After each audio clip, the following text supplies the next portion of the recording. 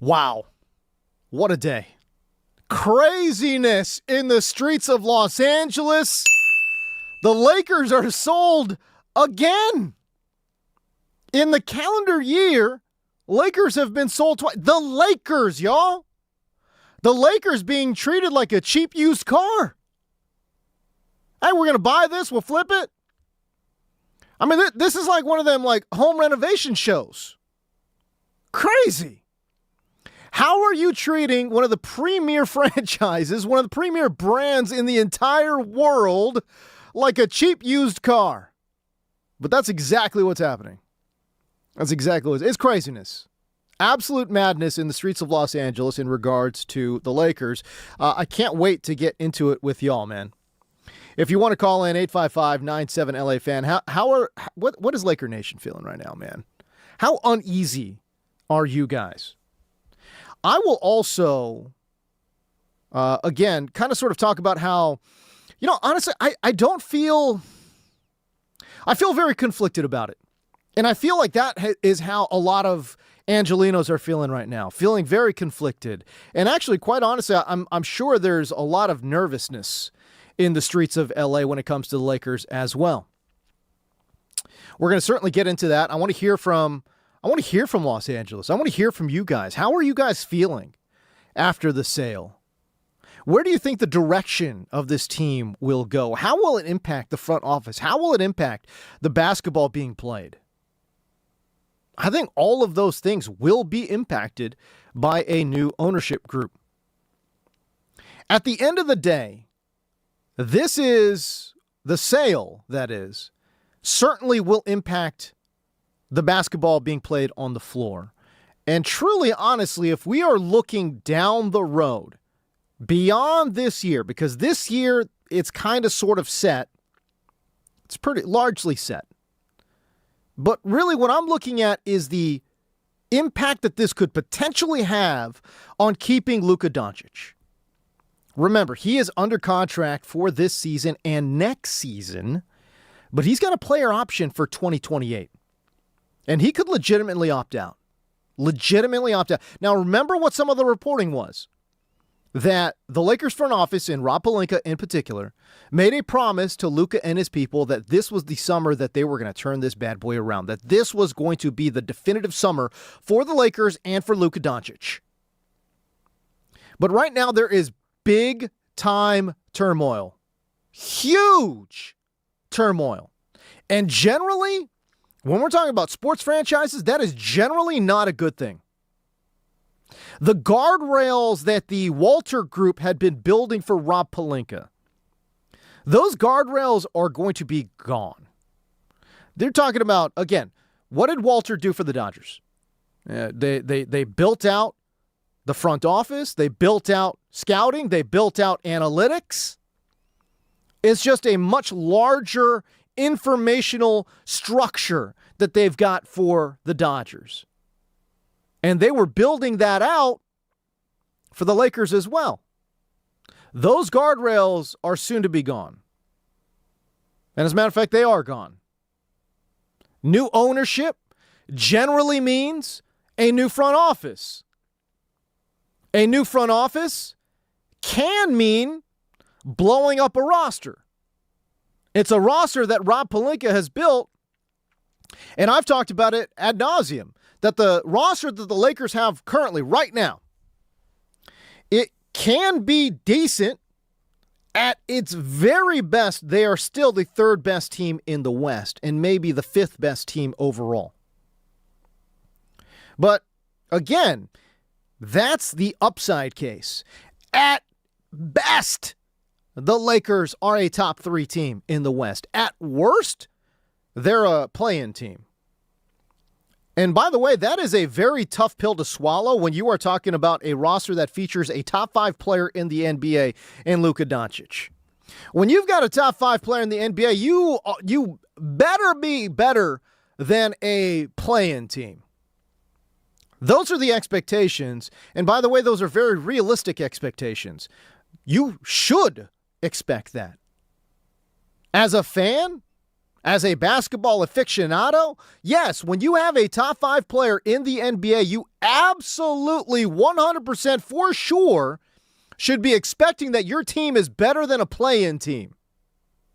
But that is some of the downside risk, I think, with the roster construction that they have right now. Rob Pelinka has tied his entire future and his entire tenure to a player in Walker Kessler that played 5 games last year, that played less than 60 games the year prior to that has a long history of shoulder problems. That is the wagon that Rob Pelinka has hitched his entire future to.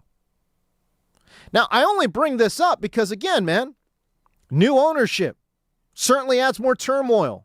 It's a lot more rocky right now. New ownership generally means a new front office. A new front office, again, can mean blowing up a roster.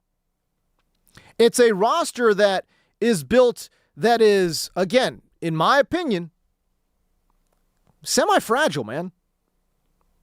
And yes, by the way, they will absolutely blow up this roster if it's not very good. I honestly think the leash is about as short as it gets. It's this year or nothing. And there won't be excuses built in. There won't be like, well, Austin Reeves missed 30 games or whatever it might be. Oh, Luka was hurt and he missed 20. Nope. Won't matter. The only thing that will matter will be the results.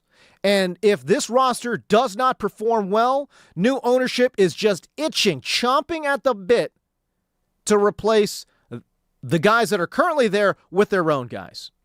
And rightfully so, man. They just paid $12 billion. Hey, yo, when you pay $12 billion for something, you want to have full control. That's a fact, Jack. I'll take $12 billion for 50%, please.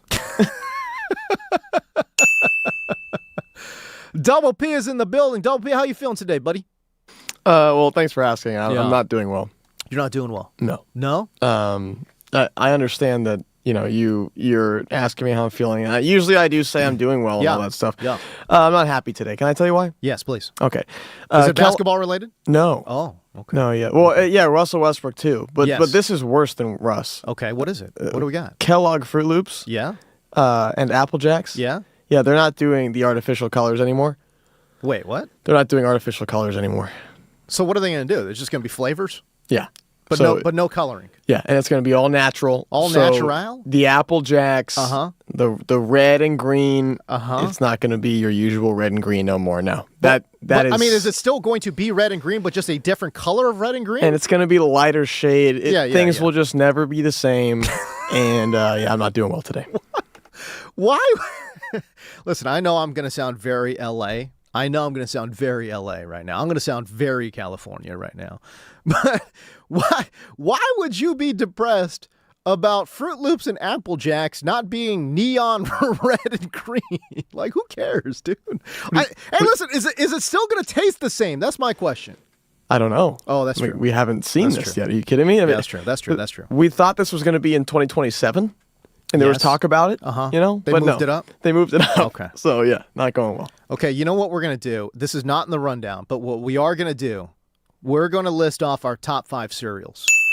I love that. Top 5 cereals, 855-97 LA fan. As a matter of fact, if you call in, I want to know what your number one go-to cereal move is. What's the go-to cereal move? I'll tell you a dark horse that does not get nearly enough pub, and that would be Smacks.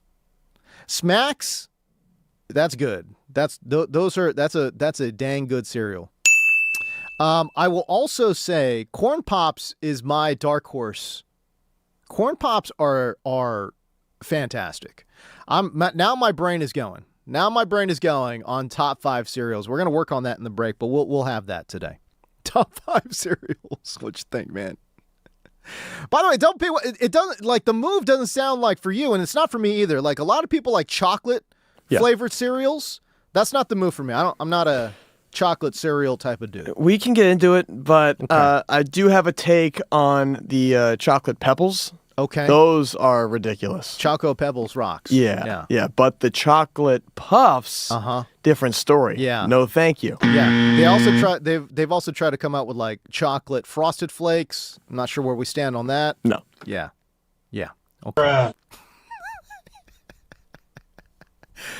I just want everyone to know Double P, I know he sounds like the nicest guy in the world, and he is. I want people to know that his on-air persona is very genuine. Like, this is what Double P is like in real life. I mean, one of the best attitude guys that you will ever find.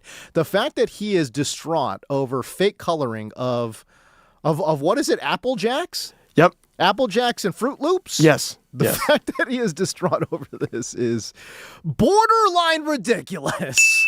What are we talking about? Anyways, the Lakers sale. How will it impact keeping Luka Doncic? Because, man, I'm telling you, it will. There will be a trickle-down effect. And this year will be a litmus test for Rob Pelinka. This year will be a litmus test for the inner circle of Luka Doncic as well. They want to see, listen, this front office,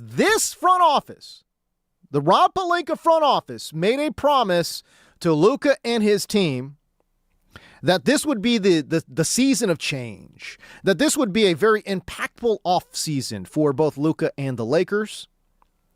And the fact that Rob Pelinka has put all his chips into the middle of the table based off of Walker Kessler, that tells you something, man.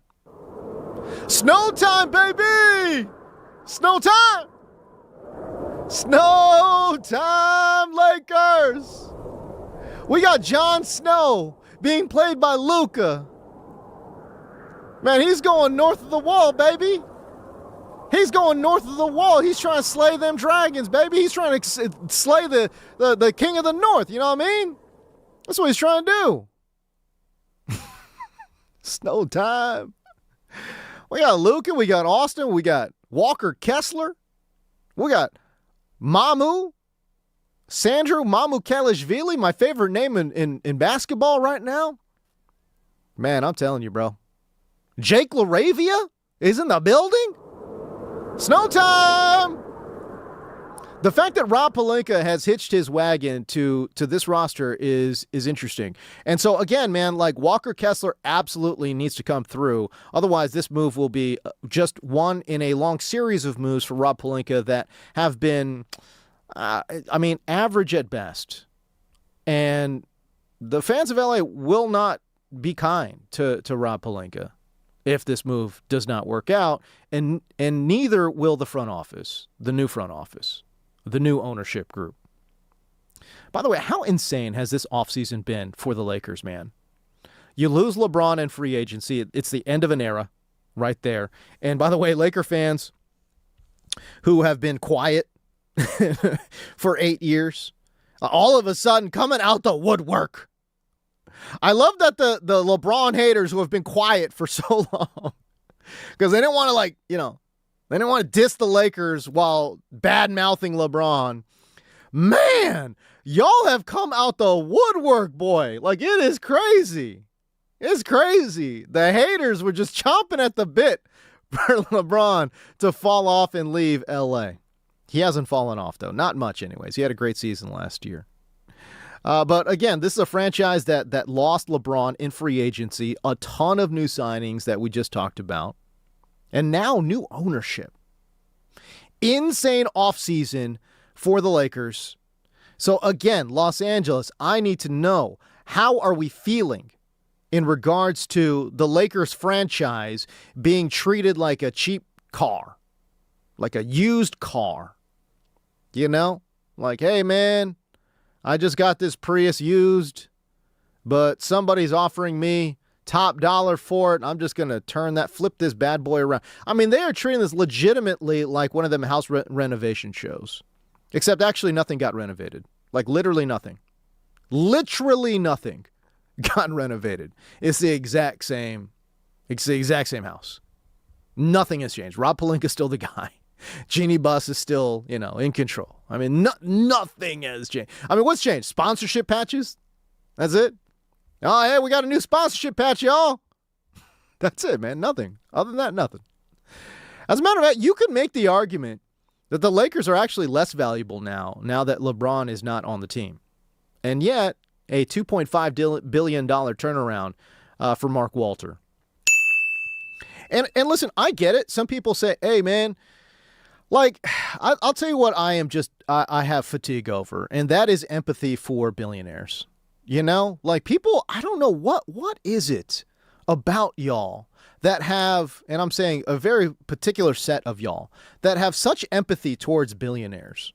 Right? It's like, yeah, man, you know, hey, listen, yo, if I had a chance to get that 2.5 billion, I'm taking that too. It's unbelievable empathy for billionaires. And look, I get it. I'm with y'all. I understand that if somebody was like, hey, yo, you've had this asset for a year, and now I will give you $2.5 billion for it in addition to what you paid, so $2.5 billion in profits. Yeah, 100%. Yeah, I mean, I'm like, yeah, okay, I understand. But see, this is the point that y'all are missing, though. When it was Dr. Jerry Buss, man, and when it was Dr. Buss owning this team, and it was a truly mom and pop family owned business, what y'all are missing is that this was a true franchise that was owned by the people, that was representing the people, that, again, Dr. Buss and the guys, you know, again, this was it was a family run organization. For better or worse, it was a family run organization. And it was a part of LA. By the way, this is why LA and other, you know, municipalities give these franchises money. Listen, once you get money from the public, you owe the public something. So no, I don't want to hear about, like, you know, who's that dude in Portland, Tom Dundon or whatever, right? Like he got like legit public money. And now he's talking about, well, I just want to reap all the profits. Bro, that's not how this works, man. The franchise, see, this is the point that just drives me crazy. These franchises, they're not a used car. It's not even like a classic car that like you can refurbish and like pretty up and sell for extra money. It's not an investment property. This isn't some, 2-on-a-lot investment property in Santa Monica that you're going to flip after you gut the inside and add a couple of fixtures here and there and you just flip it for money. This is not house flippers, man. That's not what this is. Franchises are very tied into the public that they serve. And much like government, organizations, sports franchises should also be treated that way because they get public money and public support. The teams owe the locals something. They owe them that. Without the local support, the franchise is getting these, again, $2.5 billion in less than a year, bro. Like, that doesn't happen without y'all, without you, the people, supporting the Lakers the way that you do. So the support, the public support of this team, that is what drives the value. And do you, the people, see any of that value? Monetarily, the answer is always going to be no. And I think that is fine. But if the monetary value that you get is zero, then the organization and the team, they owe you something. And what is that something? It is to be a good franchise. It is to strive for greatness. It is to strive for championships. Bring in the best team that you possibly can. That is what these teams owe you, the fans. Truly, honestly. Do they owe you a cut of a franchise value? No. But they take that franchise value and they invest it into the product, man. Stop being so damn empathetic to these billionaires and demand something back. Because they're not giving you the money. But what they can give you is value. And what is that value? It's a good-ass team. Let's go. I don't know, man. In all of this discourse, and I've been listening to hours of this stuff all day long, in all of this discourse, we have become so desensitized to what these billionaires owe you, the fans. I am so tired of talking about the business side of it. And oh man, Mark Walter made $2.5 billion. Good for him. Who cares about what I don't care, bro. I don't care. And that is where the discourse is. I've heard hours of discourse, and very little of this discourse is about y'all. It's very little about me. It's very little about Double B. It's very little about the small guys. It's very little about the fans. It's all about business and billionaires, bro. Like, stop it. I need to hear more about what this ownership group is going to do for the team and for the city of Los Angeles. That's all I need to hear, man. That's what I want to hear. I want to stop hearing about investments and Trump and Kushner and ties to Trump. Listen, to be 100% honest with y'all, I'm going to get into that because I put my big boy journalist pants on today, and I try to gather as much information as possible, and I am trying to simplify a complex deal and complex characters involved in this and simplify it for y'all. If you want to accuse me of anything, if you think I'm an idiot, that's fine. But listen, at the end of the day, I take this show so seriously, and I know I sound like an idiot. I love to have a good time on this show. If you listen to this show for 30 minutes, you know I have a good old time, man. You know it. But I tell you what, man, I take this job so seriously, and you know what this job actually is? This job is actually about y'all. This job is actually about the people who are listening to the show. Are y'all being informed? Are y'all being entertained? That is my job. It is not about me. It's not about my ego, even though I got one. But it's not about that. It's about y'all.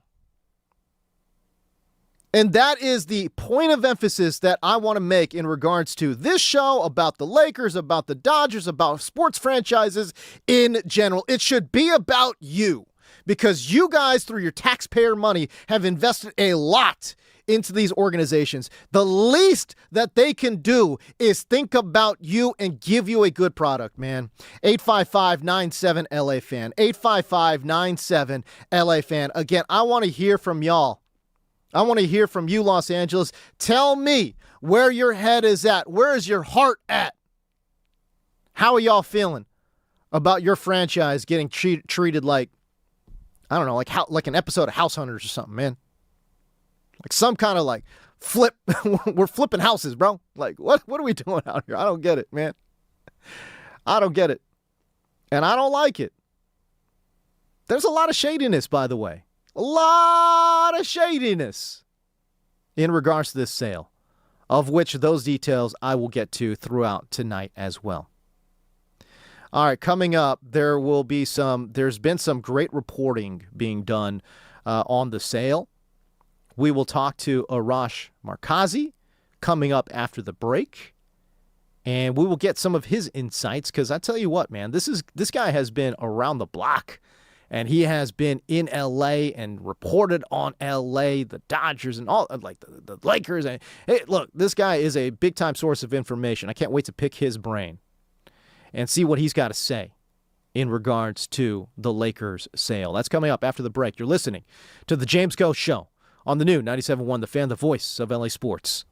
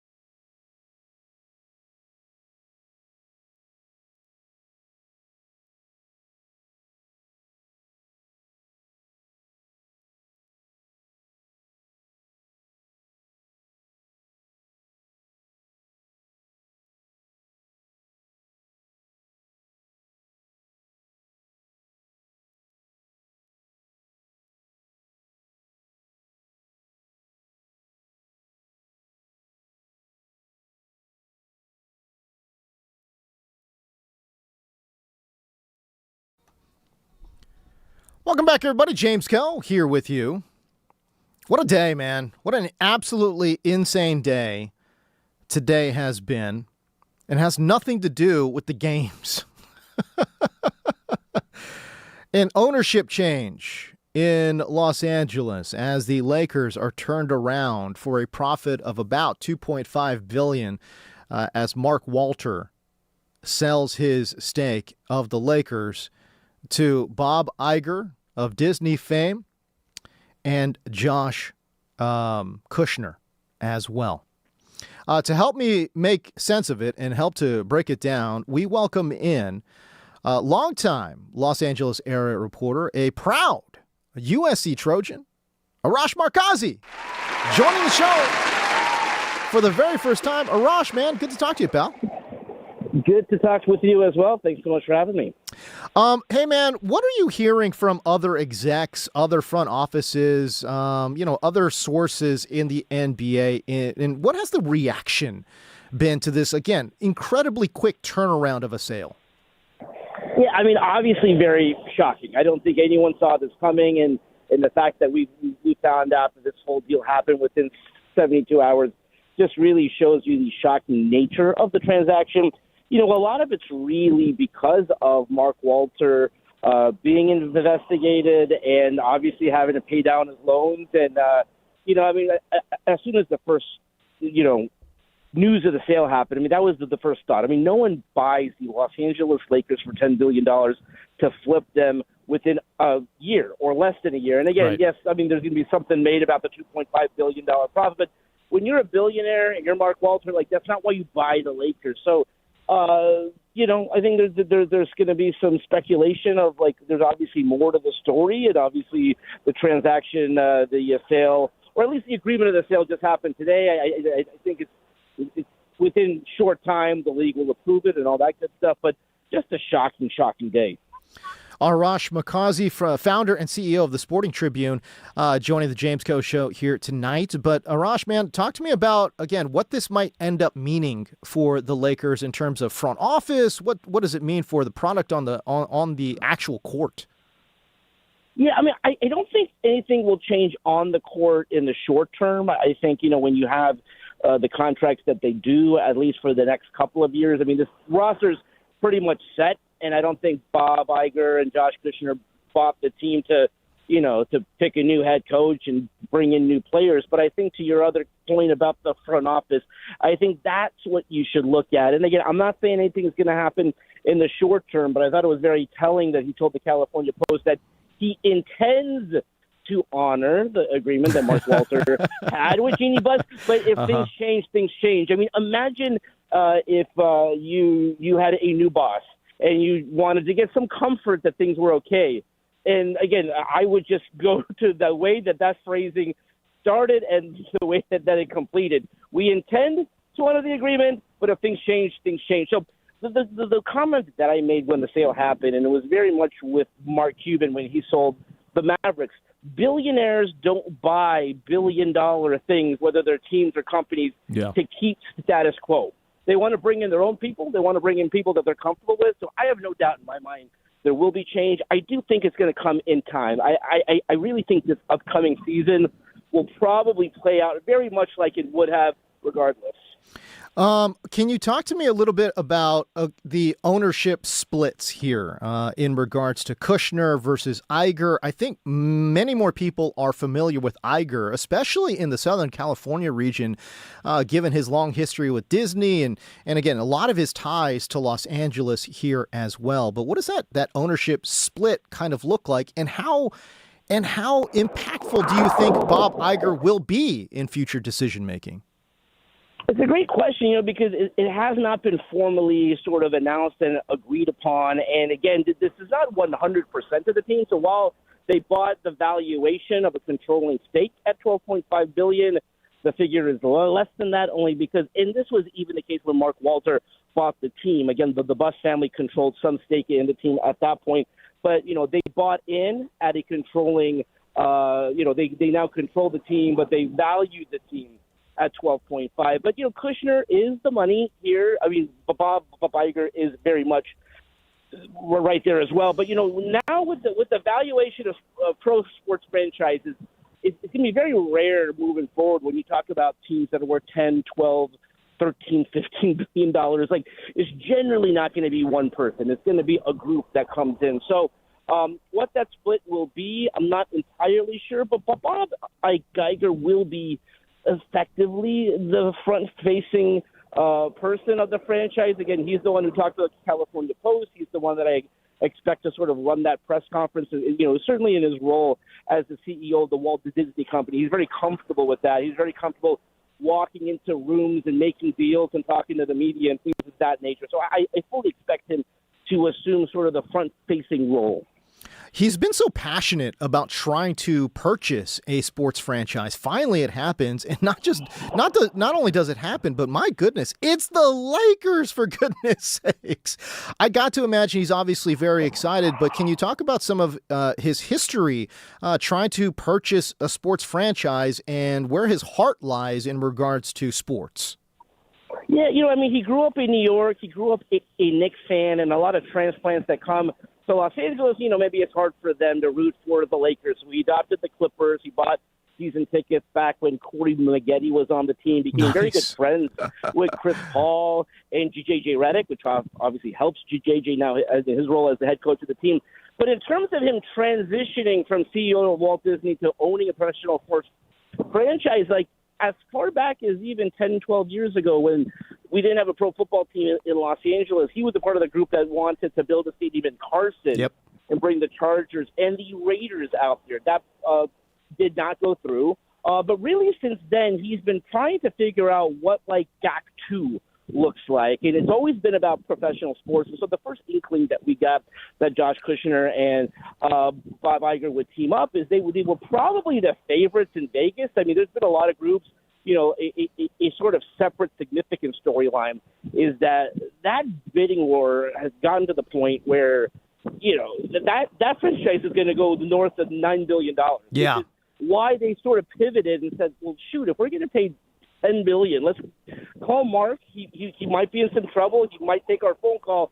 So that's when the pivot happened. But Bob Iger has been a longtime sports fan, longtime basketball fan, and he's wanted to own a pro sports team for a long, long time.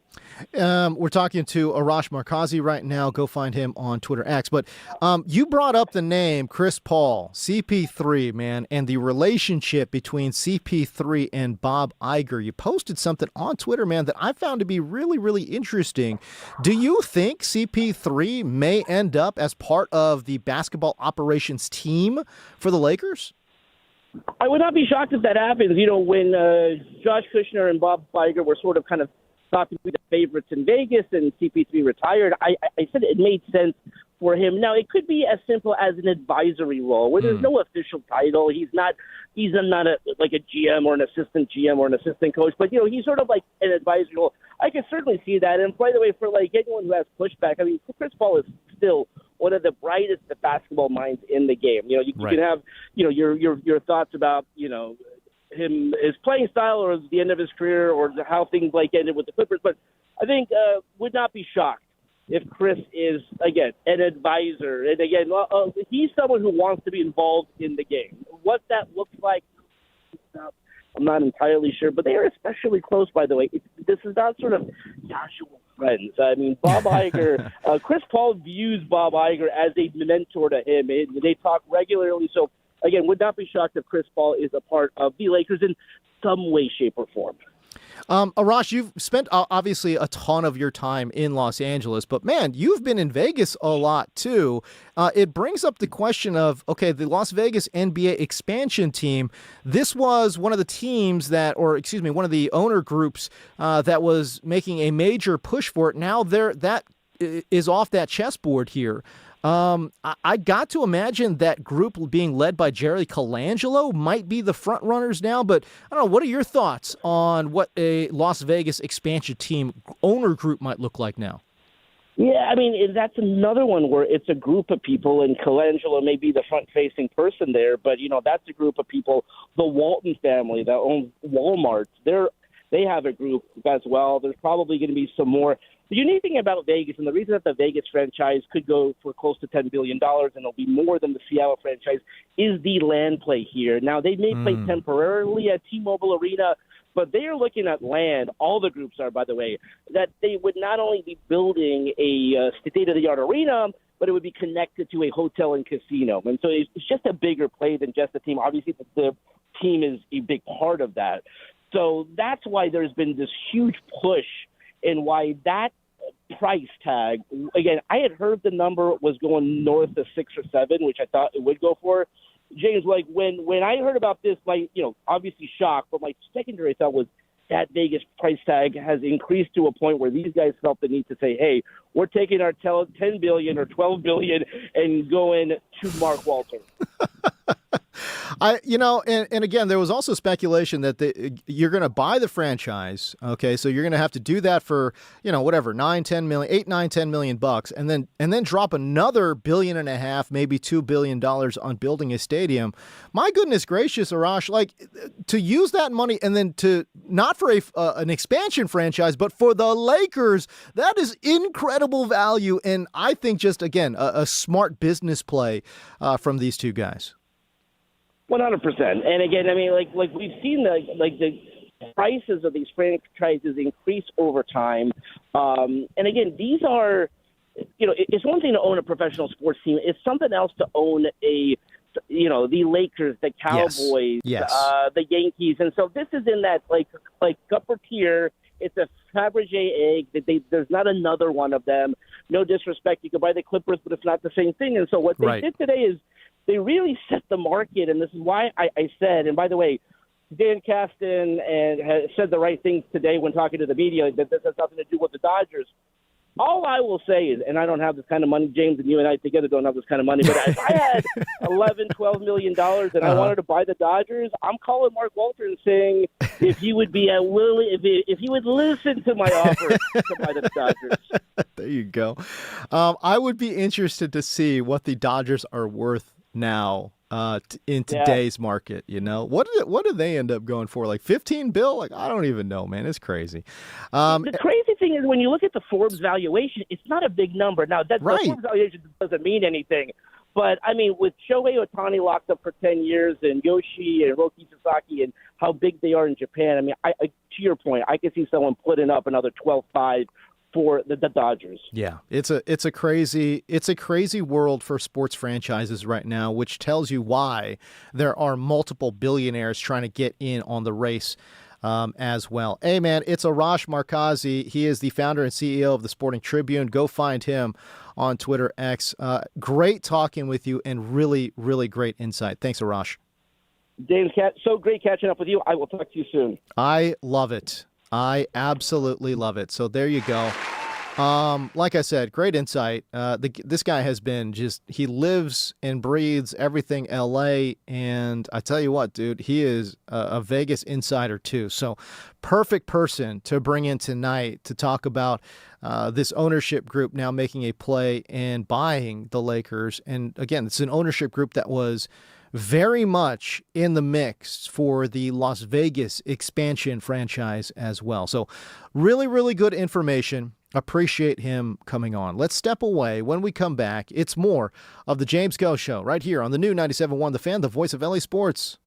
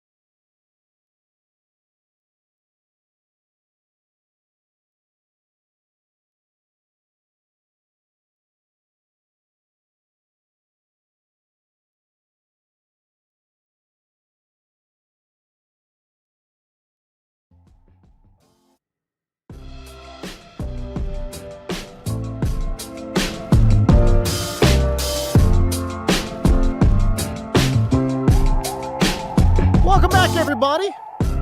Dodger baseball. Yeah! Let's go! By the way, the Dodgers are playing tonight. I know it doesn't seem like they are because the whole town is talking about the Lakers, baby. The entire town talking about the Lake Show. 855-97-LA-FAN. 855-97-LA-FAN if you guys would like to be part of that conversation. But yes, there is a Dodger baseball game going down tonight. It is the third game of a 3-game set against the Kansas City Royals. Huge matchup starting tomorrow against the Milwaukee Brewers. But let's talk about tonight. Can they go and win 3 in a row? This is one of the most popular Dodger days of the year. Why? Because it is Hello Kitty night. Yo, Double P, have you ever seen Dodger Stadium on Hello Kitty night, dude? Oh, yeah. Dude, it's insane. Yeah. I haven't seen it in person, but I have seen It's videos. madness. I've been there one time for Hello Kitty night, and I'm telling you, it is packed to the brim. How early do they get there? Well, the funny thing is, a lot of fans will just buy the ticket, pick up the Hello Kitty merchandise, and just bounce. Oh, oh no. Yeah, but the traffic to get there is bonkers, insane. Yeah. People line up hours in advance. I mean, it's crazy. I've seen fights over the Hello Kitty merch. Oh man, it's insane. It's wild. But yeah, this is one of the most popular Dodger days of the year for sure. Today it is a couple of lefties going at it. Eric Lauer playing at home. Again, the Dodgers were previously 9-0 under his anytime he took the bump there, but he'll be taking on left-hander Daniel Lynch the fourth. Daniel is that guy? Daniel Lynch the fourth absolutely sounds like a lacrosse player. That is about as lacrosse of a name as you can get. Daniel Lynch the fourth. He is 4-3 with a 2.45 ERA. He has been mostly a bullpen guy, but again, they're stretching him out here. Are the Kansas City Royals? A mini 2-game winning streak for the Dodgers as they won 6-5 on Monday, then won another 1-run game 5-4 in 10 innings last night. Very dramatic win for the Dodgers. The Dodgers host a huge series against the Brewers, as I mentioned, starting tomorrow on Thursday. Captain Clutch, man. Not to be confused with Captain Crunch, continuing our cereal debate. Can't believe you went back there. Captain Clutch, Max Muncy, delivered a walk-off bases-loaded single last night after cracking a go-ahead 3-run double in the 6th inning of Monday's win. Since the All-Star break, Max Muncy leads Major League Baseball with 4 go-ahead RBI hits in the 6th inning or later. What? And he paces the Dodgers with 16 RBIs overall since the All-Star break. Both wins were by a 1-run margin.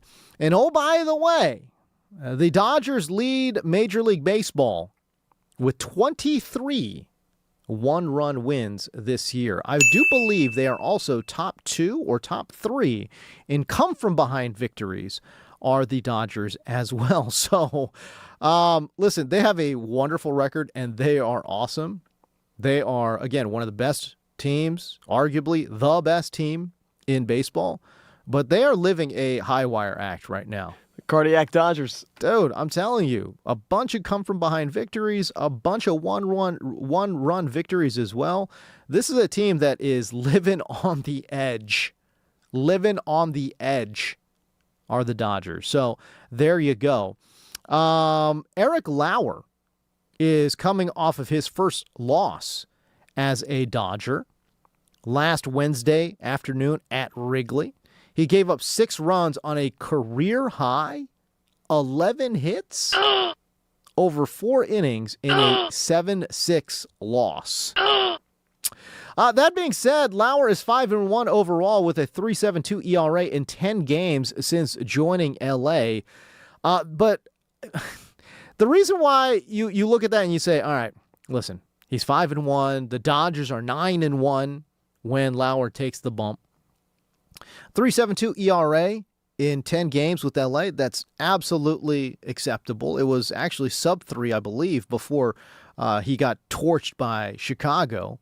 But honestly, when you watch the games, though, man, there has been a lot of offense behind him. And, man, I got to say, there has been a lot of luck involved. Look, and there's a reason why I said Eric Lauer is this team's, or was this team's, good luck charm. Because, again, there was a lot of luck involved. I mean, just unbelievable fielding behind him, errors from other teams.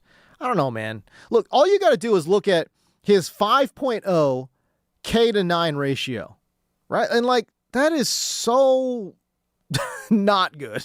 I don't even know. All right, what do you want me to say, man? Like, that's not good, you know? And listen, it doesn't match up with the results. Like, it doesn't match up with a 9-1 Dodgers record. It doesn't match up with a 5-1 record for Eric Lauer. It doesn't match up with a 3.72 ERA. It doesn't. Like, go find me somebody else who's got like a 3.5 ERA and has a 5.0 K to 9 ratio. It's rare. It's rare. I'll just say that. It's not impossible. It's just rare. The stuff has been very average. So again, when he lost in Chicago, I was like, oh, I guess it's over. And Double P was laughing like, dude, bro, like, come on, man. Like, it's his first loss in 10 games with the Dodgers. I'm like, nah, it's over now. It's over now. It's been a great run. It's been an awesome run, but it's over now. He's been the beneficiary of just too much run support. Way too much run support. And by the way, when we're talking about run support, with this iteration of the Dodgers, that's tough. Yeah. Oh, yeah. It's tough. They haven't been scoring a lot of runs. Some of the guys should have started striking out on purpose just to start bringing this back to earth a little bit for Eric Lauer. 9-0 is crazy. Yeah, man. Look, I'll say this too. By the way, 5.0 K per 9 ratio, that is the 6th lowest rate in the majors since his Dodgers debut on May 26 among qualified starters. So again, very rare to find a starter with a 5.0 K per 9 ratio and also a respectable ERA of 3.72. Usually those guys, again, those ERAs are usually north of 5. You know what I mean? So I don't know. We'll see. Lauer needs to eat some innings on Wednesday, though, because Evan Phillips, Jack Dreyer, Alex Vesia, they may all be unavailable for tonight's game after pitching 3 of the last 4 days. So we will keep an eye on the bullpen and how long Eric Lauer can stay out there. Maybe he makes me eat crow. Maybe he makes me eat my words. I hope he does. I really hope he does, because that bullpen right now, they've been taxed. They have been taxed. I don't know. We'll see. We'll see what the bullpen ends up looking like here. Meanwhile, let's talk about some Dodgers that are hot right now. Mookie Betts. Mookie Betts trying to quiet the critics. He's got a pair of doubles and a home run in this series, matching the extra base hit total from his previous 27 games combined. Holy moly. By the way, Shohei, also a very hot Dodger right now. He's hitting .383 with a .787 slugging percentage over his last 50 plate appearances versus lefty pitchers. Pretty good stuff. If you're looking for one name on the Royals side, it's Jack Caglione. He's batting .425 with 4 home runs and 13 RBIs during a 10-game hitting streak, man. Yeah, he's been clutch. He's been big. All right, first pitch is at 7:10. We step away. When we come back, more from this Lakers sale coming up on the backside of the break.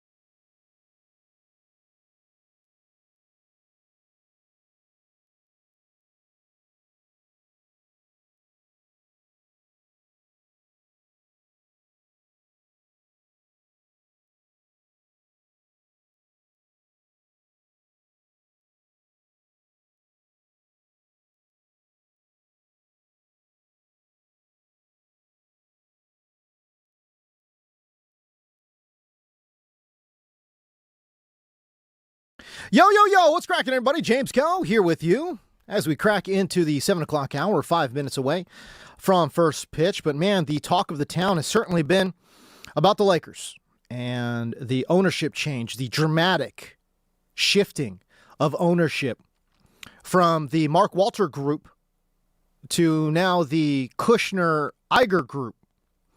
And I wanted to talk about the owners, and I want to talk about the sale. There's just so many details in here that I find to be fascinating. And again, I had to put on my my big boy journalism hat on and just do as much research as possible, because I got to be honest with you, I know Mark Walter was dealing with a lot of stuff, legal issues here under federal investigation.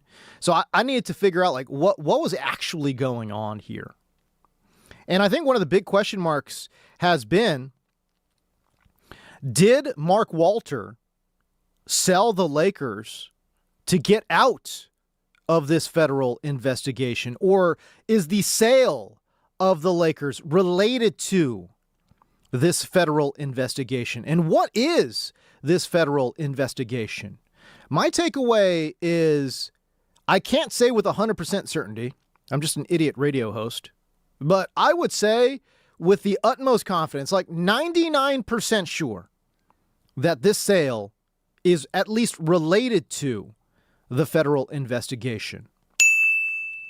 And what is he under investigation for, you're probably wondering?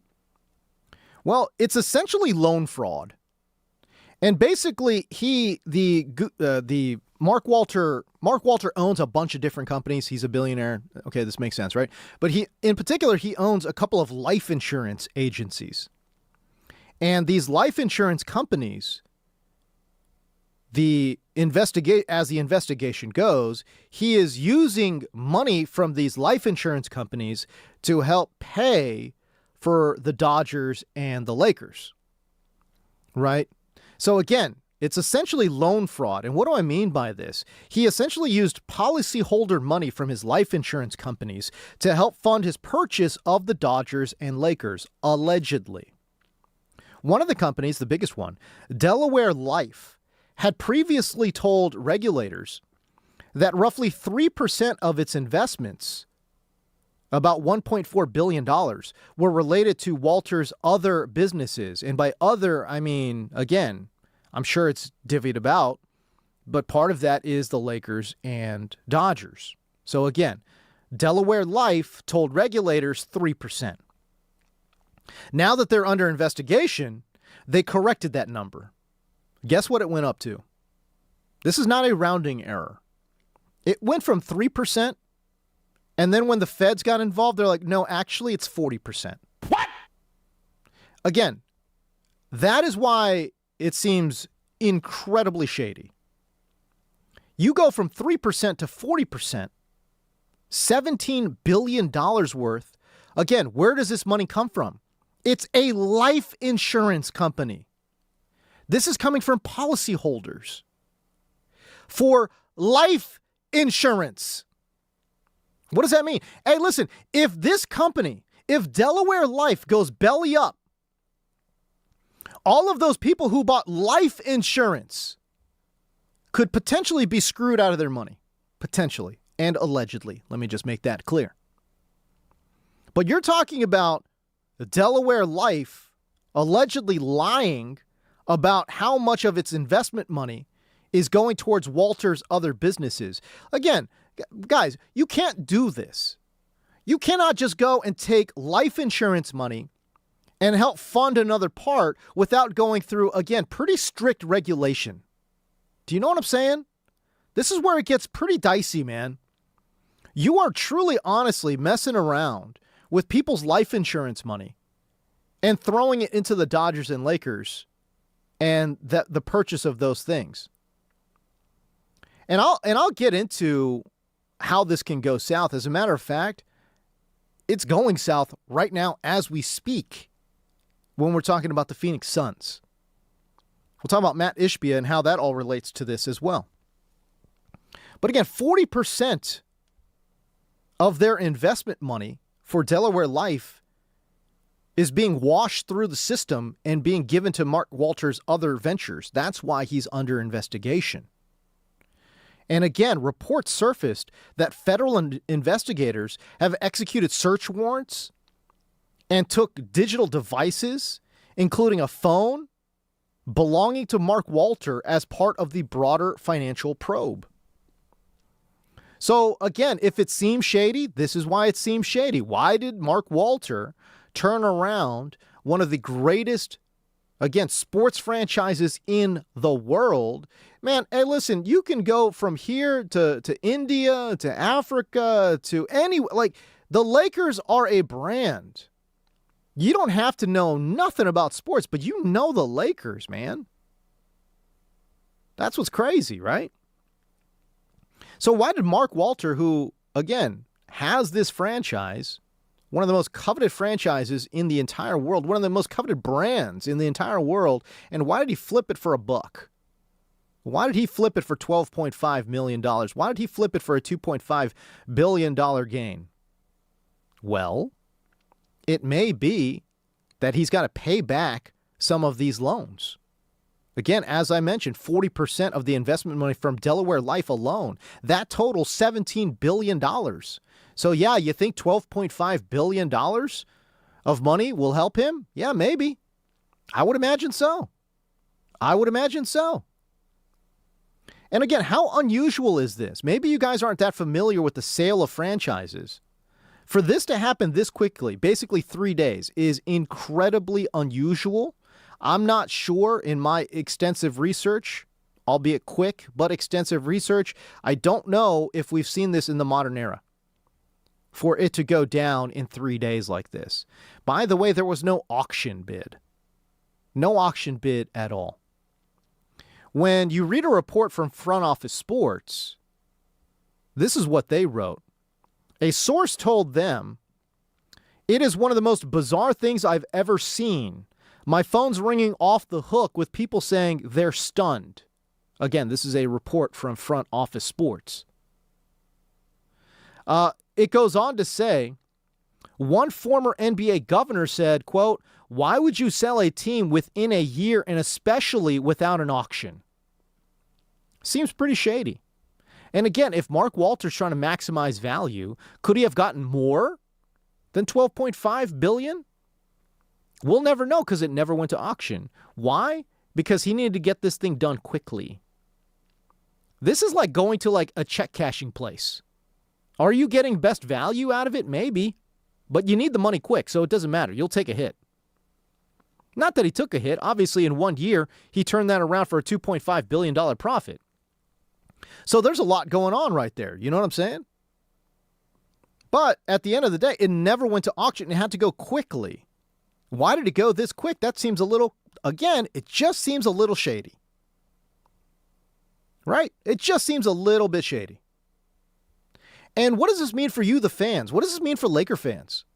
Well, shoot, I mean, listen, I had talked about this. Walter and his group had already begun overhauling basketball operations for the Lakers. You've heard this term a million times, the Dodgerification. The Dodgerification of the Los Angeles Lakers. And it was starting. They built out the front office a lot more. Analytics team got bigger. Scouting department got bigger. They were already doing those things, and now that goes bye-bye. All of those guys that got hired to do stuff for the Lakers, they're gone, dude. It's see ya. Peace. Later. You know? And listen, not saying that this new ownership group won't build out a scouting department, won't build out a front office, won't build out an analytics team. But Mark Walter has an incredible track record of already doing that, again, with the Dodgers. This new ownership group has absolutely no history with a major sports franchise. All of this stuff that they're going to have to do, it's new to them. It's going to be brand new to them. So again, that just adds a little bit of insecurity to the whole thing. Remember, Walter and his TWG Global Group, they own stakes of Chelsea FC, the LA Sparks, a professional women's hockey league, a bunch of auto racing teams, and of course the Dodgers as well.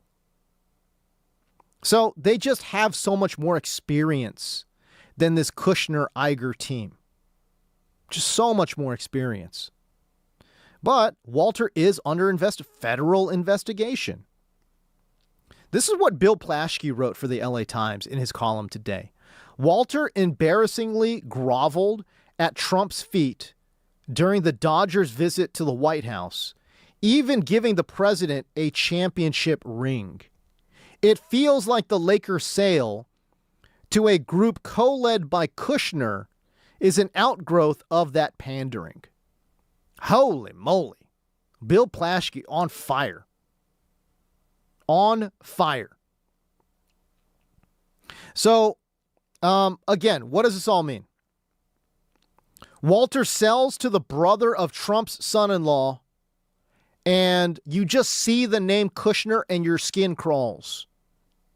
Because the Kushner family name is, again, ever since Trump has taken power, one of the shadiest families in American politics. And I'm not, listen, that's not an exaggeration. That is just, yeah, it's an opinion. But listen, that opinion is very much rooted in fact. I mean, let's be real. Jared and Josh's dad, Charles Kushner, he was doing jail time for tax evasion and fraud. That's Kushner's dad. Guess what? Trump not only pardoned him, but then made him an ambassador to France. Dog, what? You talk about shady dealings? Trump is taking a guy who was in jail and said, hey, you know what? Not only am I going to pardon you, I'm actually going to give you a high-level government job. That's insane. But again, par for course under the Trump administration.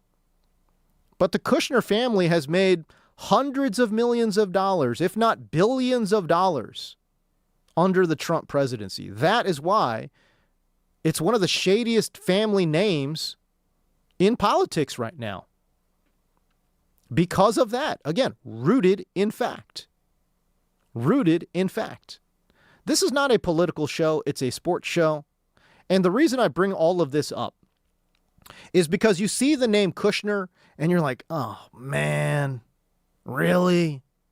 Instead of the Dodgerification of the Lakers, are we going to get a Trumpification of the Lakers? That is truly why I think a lot of fans are really uneasy. They see the name Kushner and they think Trump, man. And rightfully so. And rightfully so. And so, again, you start thinking about not the Dodgerification, but the Trumpification, the possible Trumpification of the Lakers, and you are just sick and nauseous. Doesn't matter what your political stance is. His involvement with sports and sports teams is very well documented, and it is very bad. It is incredibly bad. Again, that is not opinion. That is fact. His history with sports teams and organizations has not been good. It has not been good. As a matter of fact, his involvement with the UFC has turned off so many longtime fans. His involvement with, again, Dana White and a bunch of these fighters just basically, again, as Bill Plaschke wrote, groveling at the feet of Donald Trump. It's turned off so many fans. There are a lot of lifelong MMA fans that just do not watch that product because of Trump's involvement and just, again, how forcefully Dana White has included Donald Trump into their production of their sporting events. It's, again, if you are not a fan of Donald Trump, it's just become nauseous in terms of how involved that name is in regards to the UFC. But again, I just want to let the record state that Josh Kushner, not Jared Kushner, Josh Kushner is buying this team. And this Kushner, Josh Kushner, is a longtime known Democrat. He's identified as a, quote, lifelong Democrat. He has a very long track record of donating to exclusively Democratic politicians. The White House has come in and said they've denied any involvement in the sale of the Lakers to Joshua Kushner.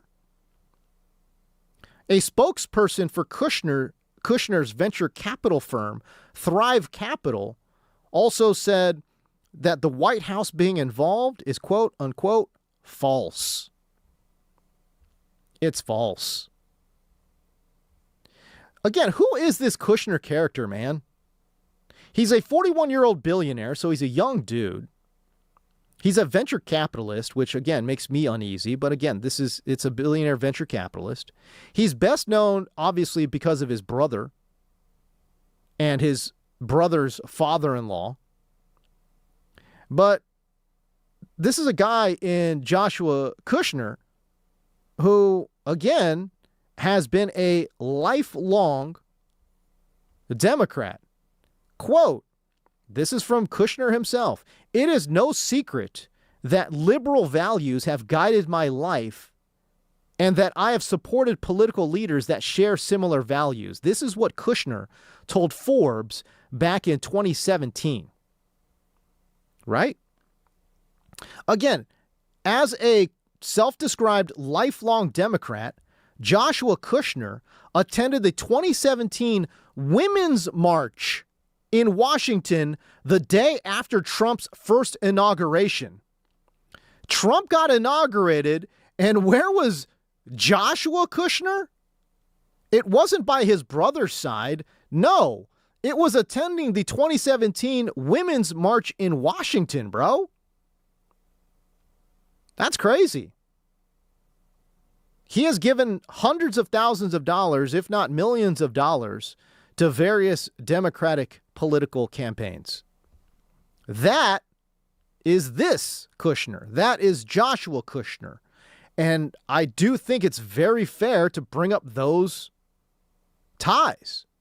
Because right now there is an uneasy feeling of Joshua Kushner's ties potentially to Donald Trump, and rightfully so because of the name. And yet, it seems as if the younger Kushner is trying to make a name for himself. He would go a very long way if he came out in the next day or two and truly, honestly, very much distance himself from the Trump family name. And maybe he will do that. As a matter of fact, I bet you anything he will do that.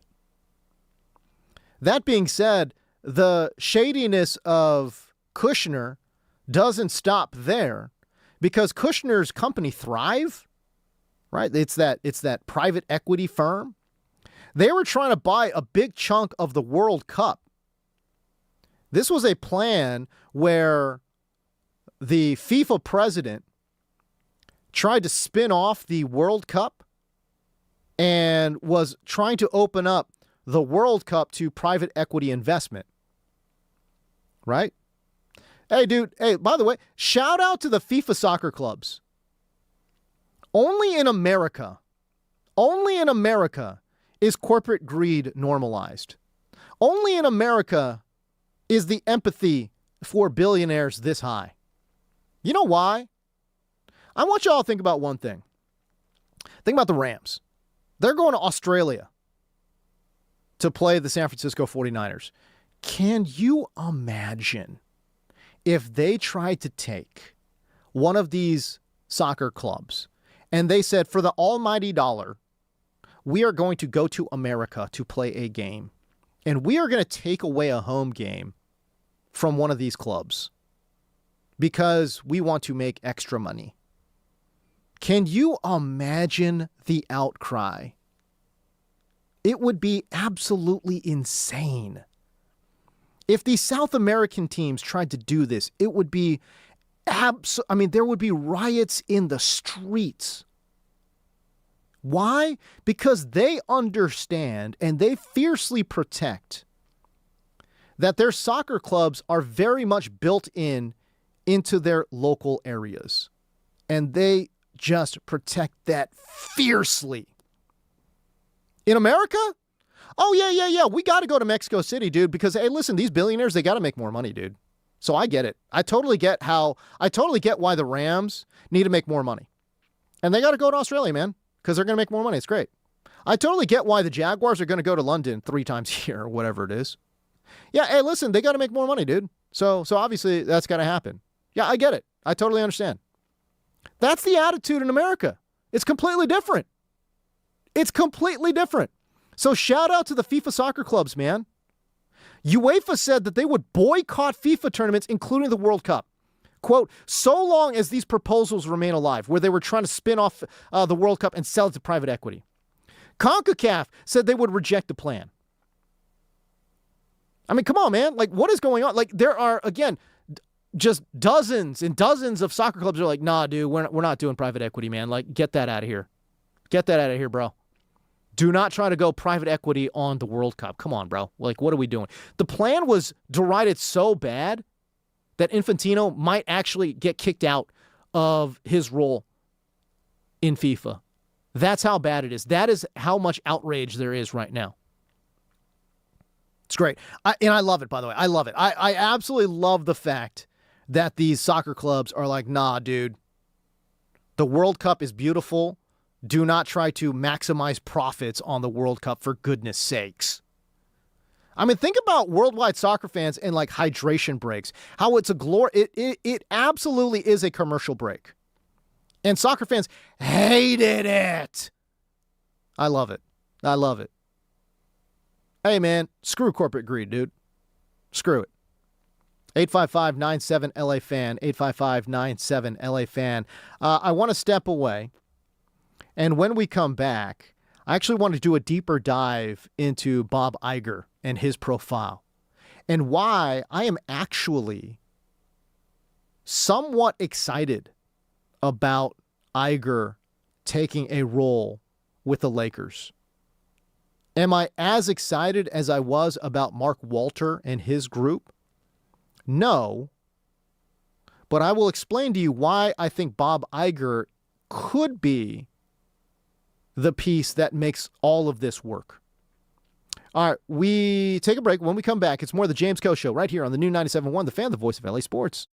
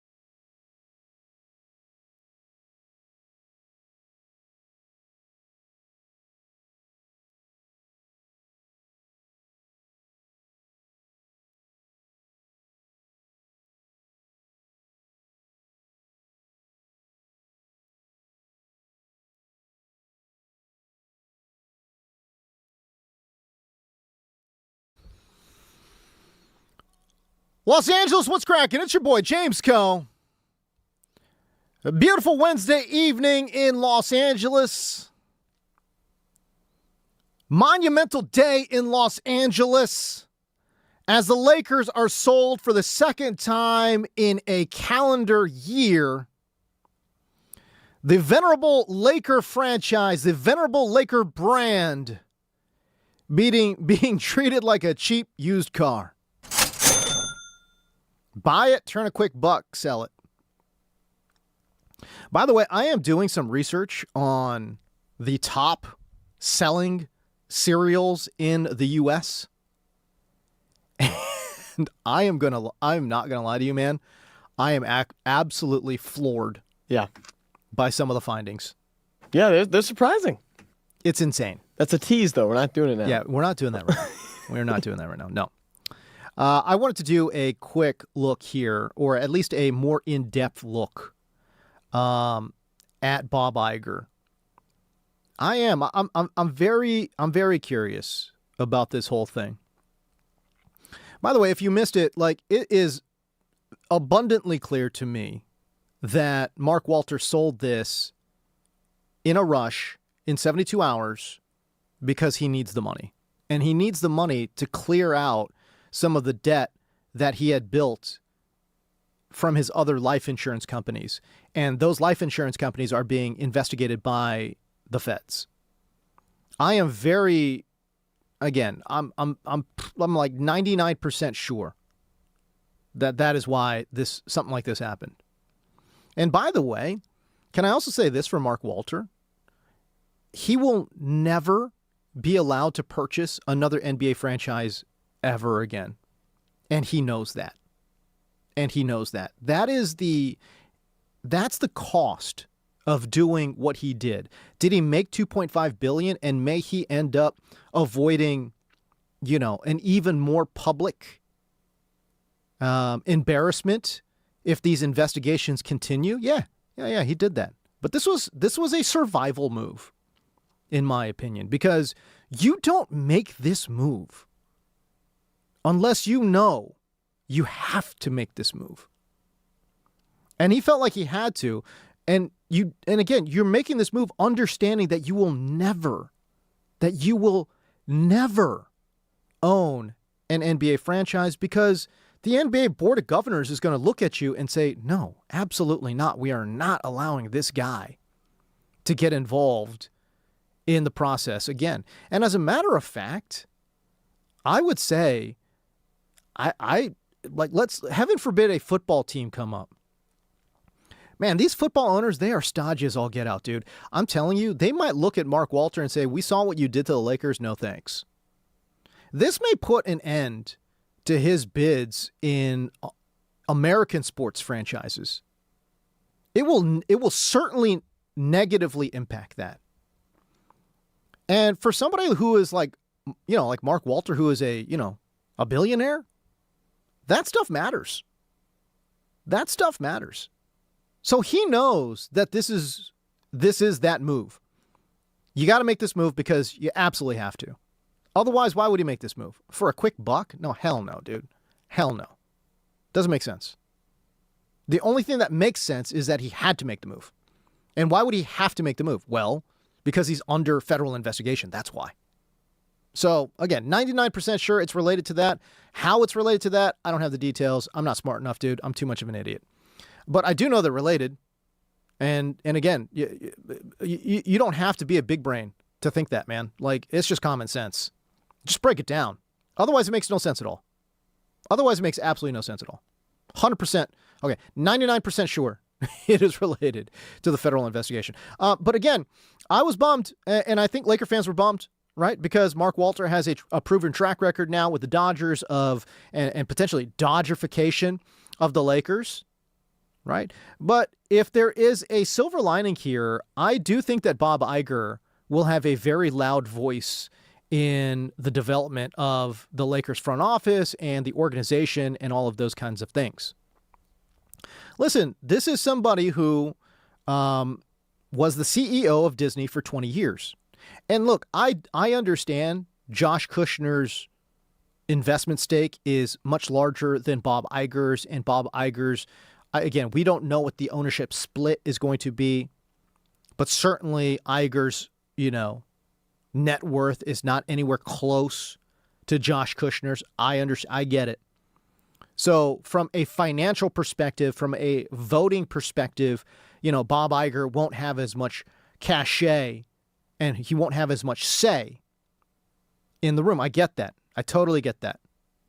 That being said, somebody's got to be in the room and somebody's got to help make decisions. And if we're looking at that, and if Bob Iger gets involved in the decision-making process and the organization of the Lakers, then I'm excited. Then I am excited. This is a very forward-thinking CEO, right? He was the CEO for on and off for about 20 years. And dude, this is somebody who made really bold moves, right? He made a bold move to buy Pixar, which at the time everyone was like, why in the world would you buy Pixar? Then he made a move to go buy Marvel for $4 billion. And everyone said, oh man, terrible deal. And guess what? He crushed that deal.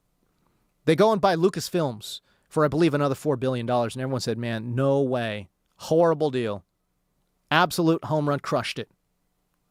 And then he goes and buys 21st Century Fox. That's crazy. So again, this is somebody who is not afraid to make bold moves, right? And we know for a fact that he has been trying to buy a major sports franchise for years. In 2015, Iger tried to bring the Oakland Raiders and the San Diego Chargers to the greater Los Angeles area of Carson. He was going to help build a $2 billion stadium down there in Carson. But I guess the presentation didn't go that well, and the Rams presentation went exceptionally well. So the NFL went with Stan Kroenke's bid, who then promptly built a $5 billion stadium in Inglewood that you guys know as SoFi and the home of the Rams. In 2021, Bob Iger tried to buy the Phoenix Suns. However, it's a funny story. He was blocked from participating in the bidding process. By the way, there was a bidding process there. It's not like he just, it's not like Robert Sarver just took a phone call. Nope. There was an actual bidding process here. Robert Sarver, though, didn't allow and wouldn't take a bid from Bob Iger because he held a grudge against Disney-owned ESPN because ESPN exposed Sarver's workplace misconduct, which is a big reason why he ended up having to sell that team. And by the way, we will get to Phoenix and their current situation as well. Most recently, he's been spearheading an effort to buy an NBA expansion franchise in Las Vegas. We talked about that with Arash Markazi. And dude, he's got a huge LA tie-in. I mean, this guy's been in LA, for decades and decades. He donated $5 million for COVID relief for LA area small businesses. He was the president of ABC when Disney bought ABC and ESPN, so he understands the power of sports as well.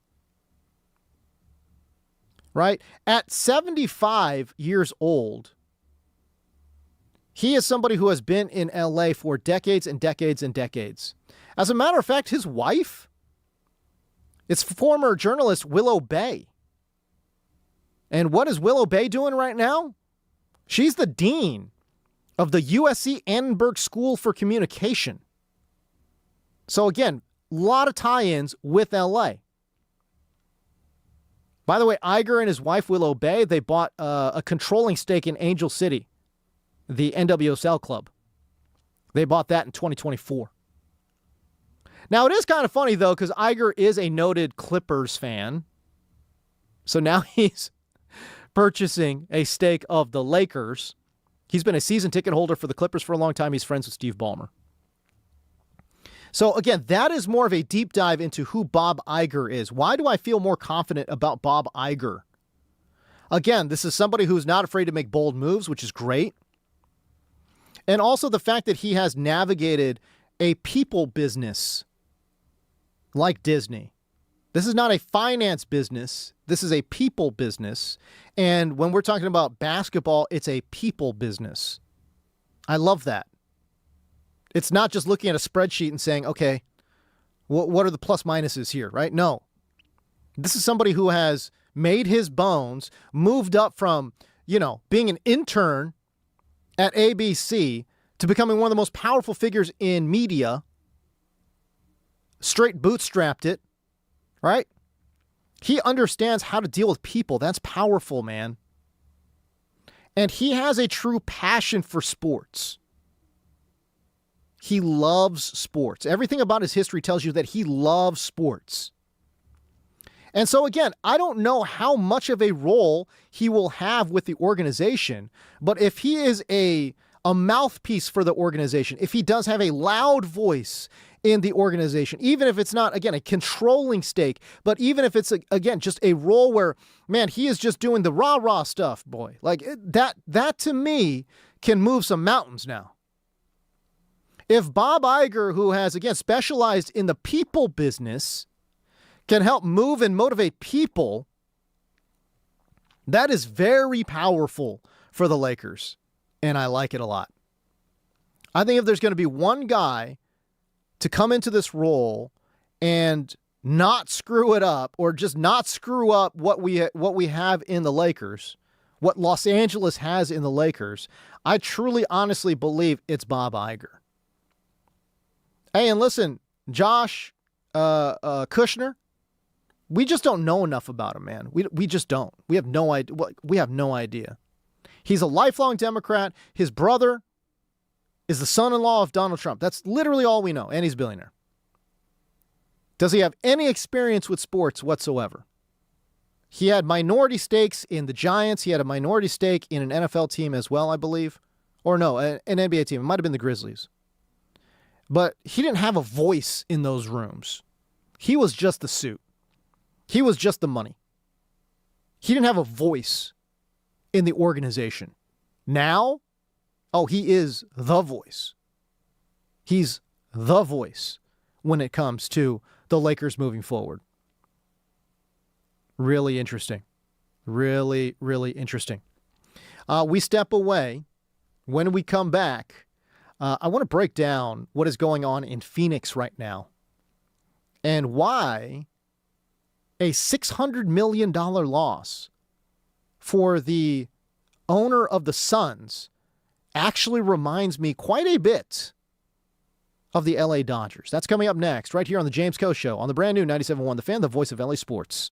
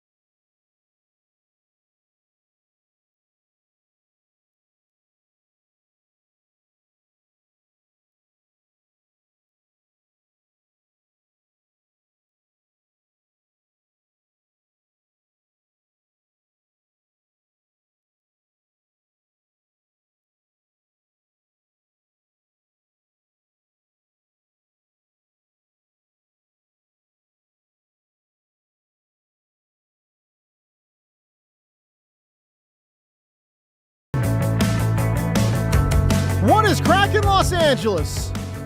Let's get after it, baby. James Coe here with you.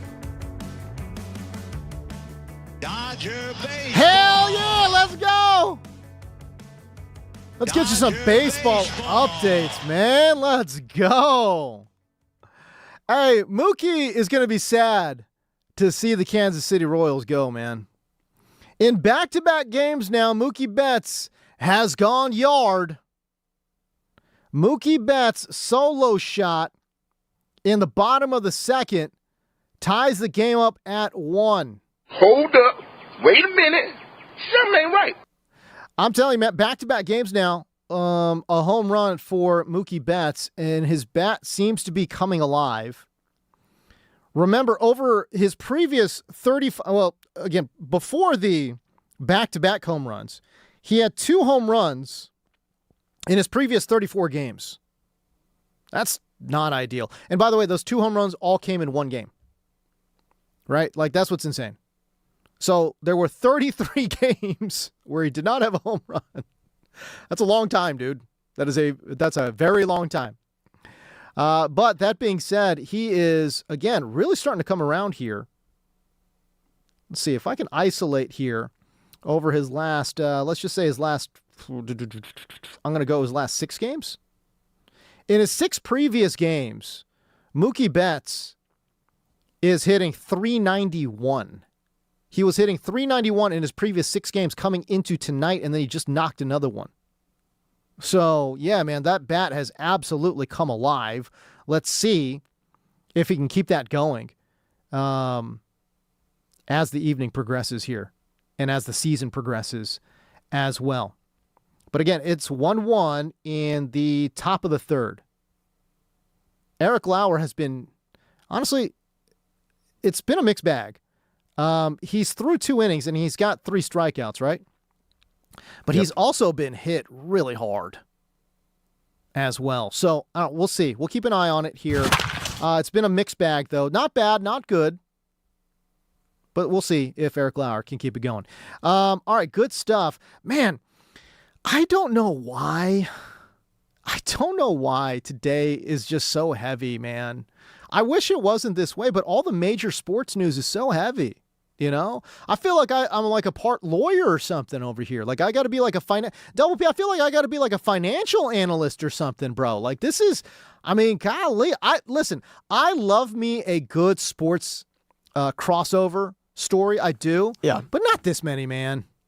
It's a lot. It's pretty heavy. I woke up this morning and, I looked at my phone and I was like, oh my goodness. I know. Were you kind of the same reaction? Or? Yes. Yeah. Yes. It's like, oh. And it just felt unsettling. I think that is the tenor of the emotions right now for most Angelinos, is that they just feel unsettled. It's very rare to see the Lakers of all teams.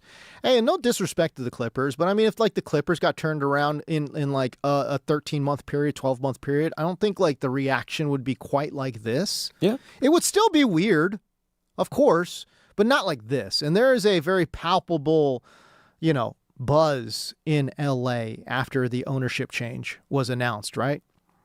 Meanwhile, in Phoenix, Matt Ishbia's company, dude, they lost 600 million buckaroos, and they need a massive loan, or he needed a massive loan, for a massive loan to save his company.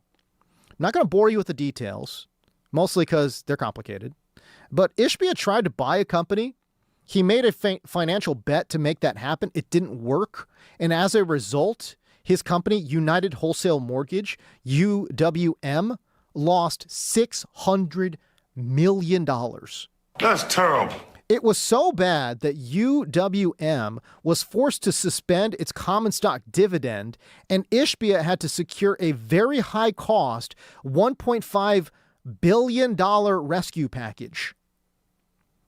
And look, I don't know what this ends up meaning for his company, but if it goes south or if his company gets crippled, that could threaten the Suns, though. It could. And now, the reason I found this interesting is because Dodger fans should remember this. When you search up sports franchises that went bankrupt, the number one hit is the Dodgers. It wasn't even that long ago. Frank McCourt could not drum up enough money for payroll, and the Dodgers filed for bankruptcy. They filed for bankruptcy in 2009. Man, this story, I know most everybody listening in LA, like they remember this kind of sort of like, oh yeah, the Dodgers went bankrupt and Frank McCourt had to sell, and then here we are. Cool, this is great. But man, I don't think you guys might not remember the details of the story. And the story is so salacious that it does deserve a retelling as well. Because Frank McCourt and his wife bought the team in 2004. Frank made his wife the CEO of the Dodgers. What? She had no experience. Yeah, just go. Hey, hon, just go ahead and be the CEO of the Dodgers. All right, cool. Crazy. Ooh, what should I do first? Yeah, yeah. I don't know. We got this Clayton Kershaw guy. I don't know. Maybe sign him. I don't know. I'm assuming she was just a nominal figurehead, but still made her the CEO of the Dodgers, which is crazy. And that happened in 2004. 5 years later, in 2009, the couple announced that they were going to get a divorce. The wife was immediately fired as CEO the day after the Dodgers got eliminated from the playoffs in 2009. Frank McCourt accused her of having an affair with her bodyguard. Frank McCourt went in there and had staff change all the locks in her office the day after the Dodgers were eliminated. You cannot be serious! Incredible. Incredible.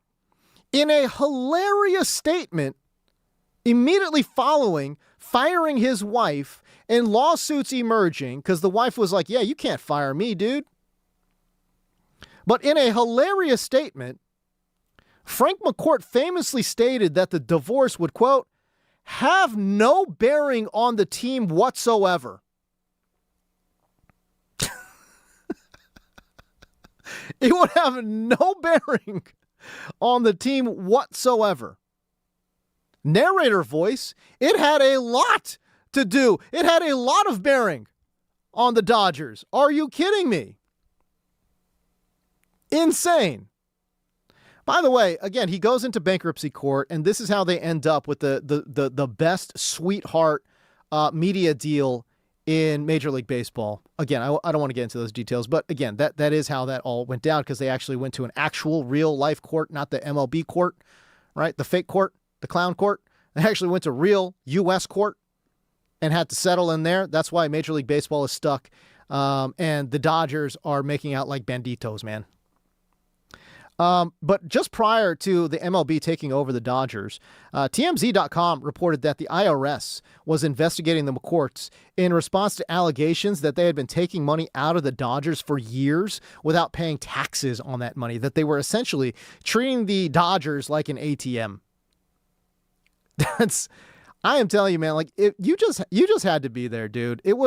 This was the craziest story, and this was like every week you got a Frank McCourt update, and it just went ham. Like the news was popping during this era. It was crazy. It was insane.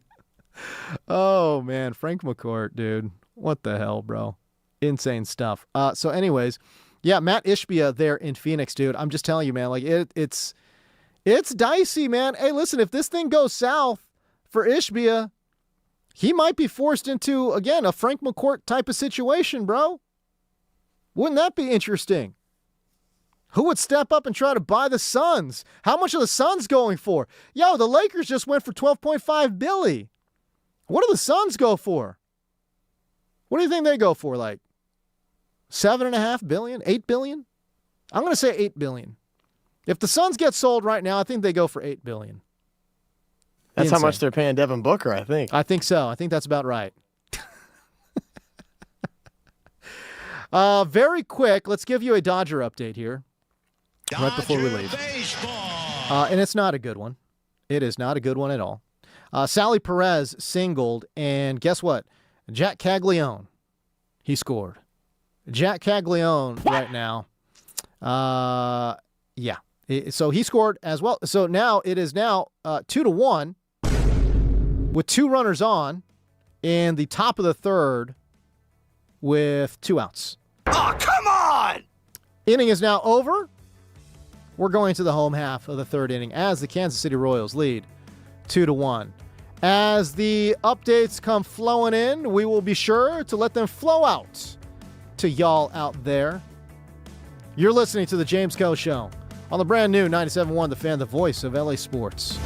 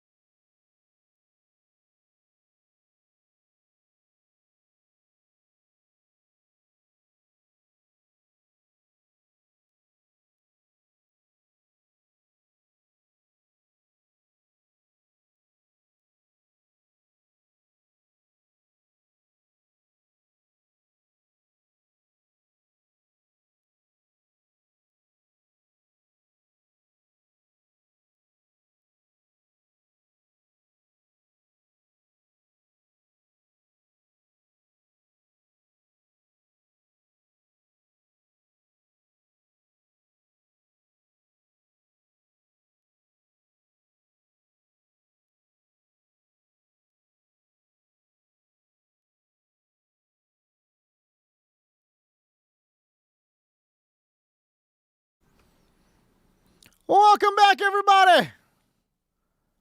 James Cole here with you. We got some more Dodger updates. Dodger baseball. Hell yeah. Let's make it happen. The bats have come alive. Shohei Ohtani, 2-run shot. Shohei Ohtani. Check this out. Yeah, check this out. Shohei Ohtani, 2-run shot. Bottom of the third.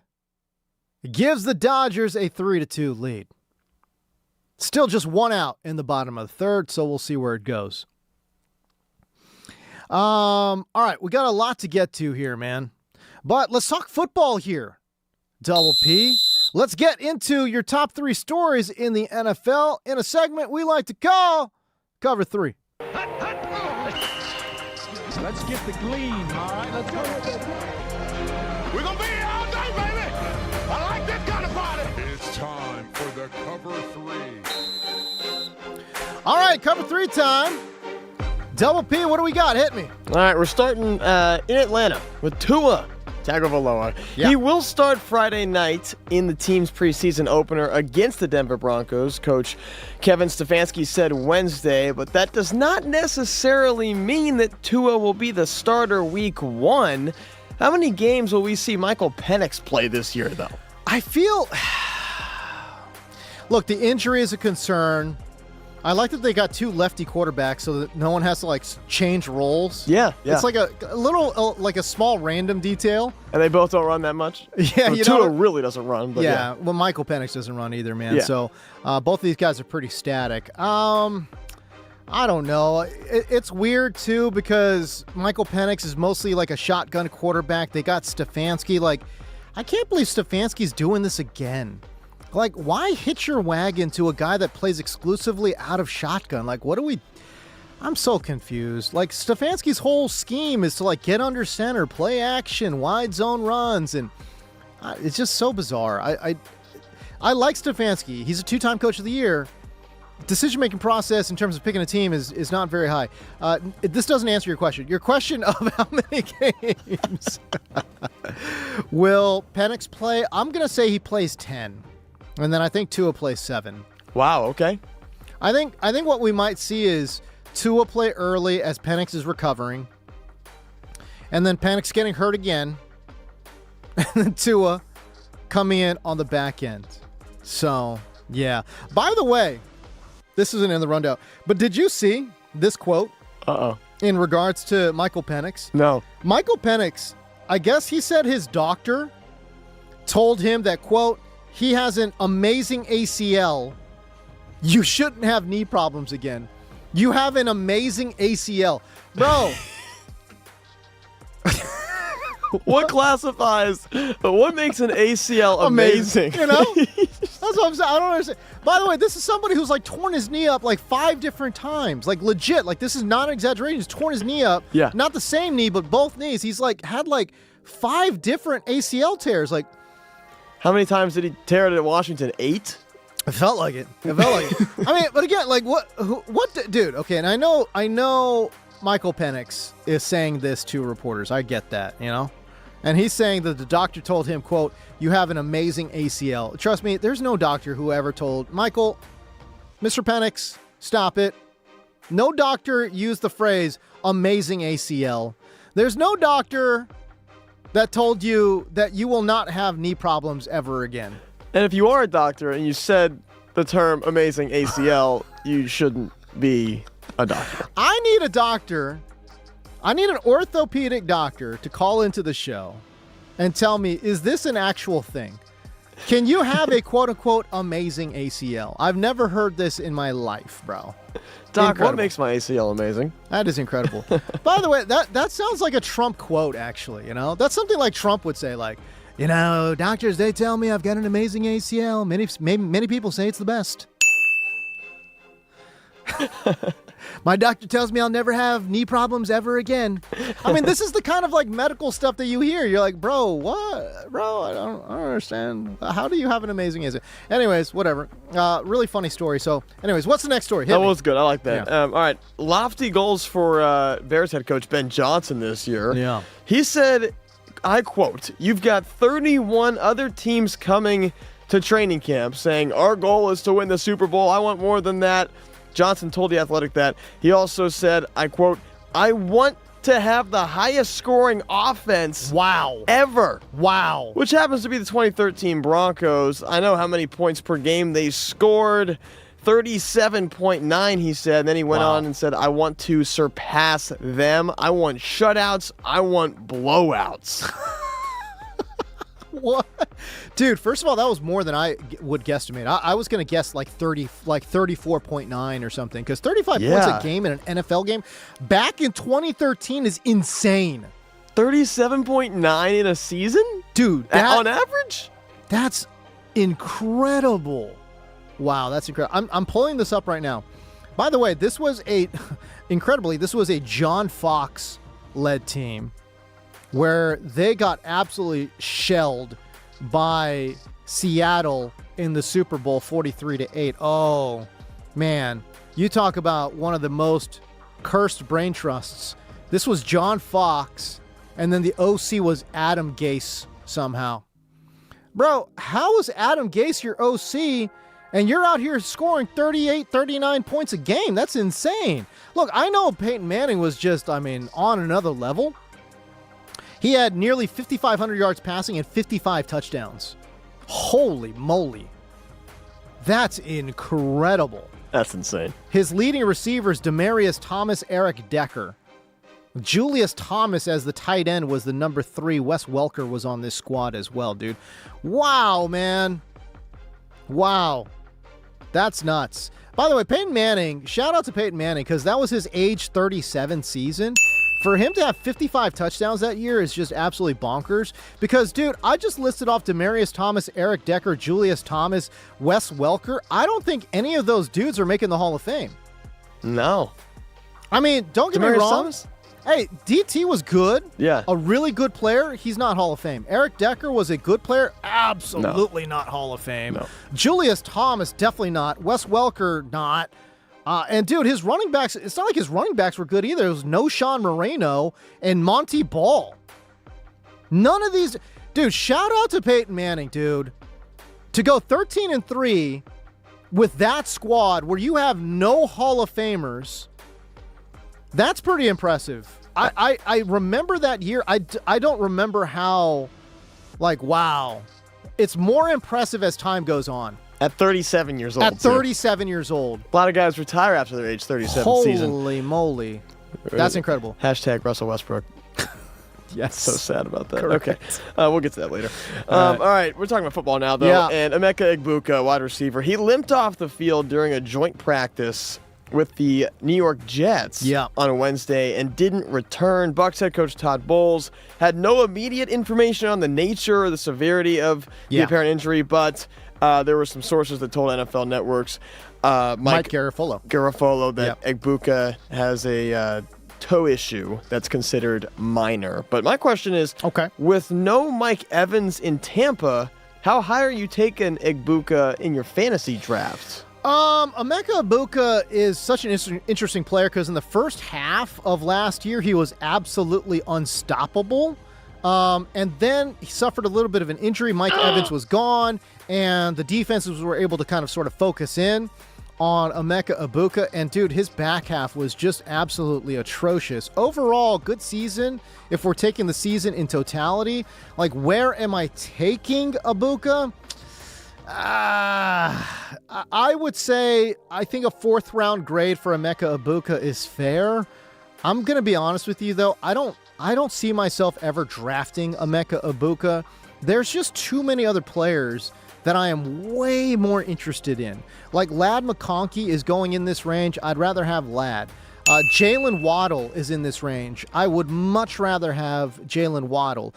Jeremiah Love is going in this range. And I'm telling you, look at the history of top 10 running backs as rookies, and you will find an unbelievable assortment of fantasy production. So Jeremiah Love in that range is crazy cheap.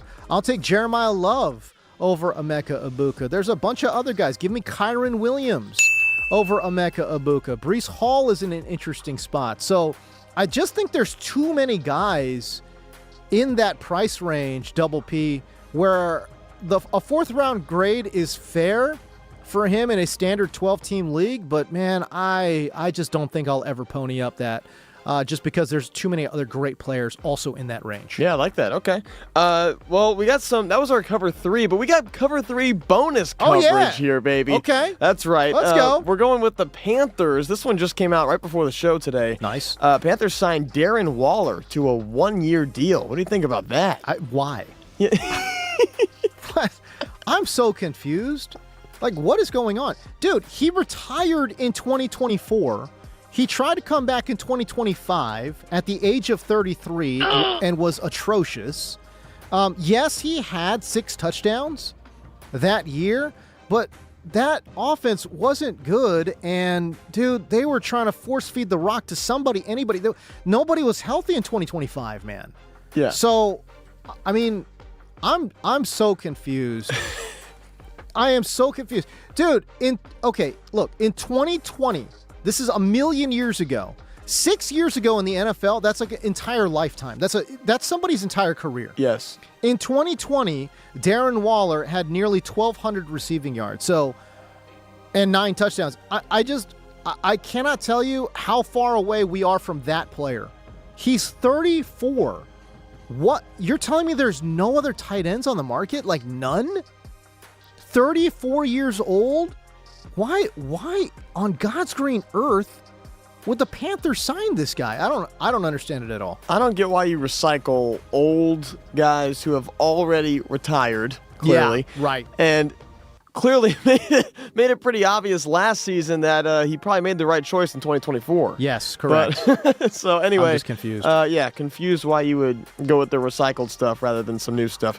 One more bonus coverage. Okay, hit me. Browns head coach Todd Monken informed the quarterbacks this afternoon in meetings that Deshaun Watson will start the first preseason game in Chicago against the Bears this Saturday.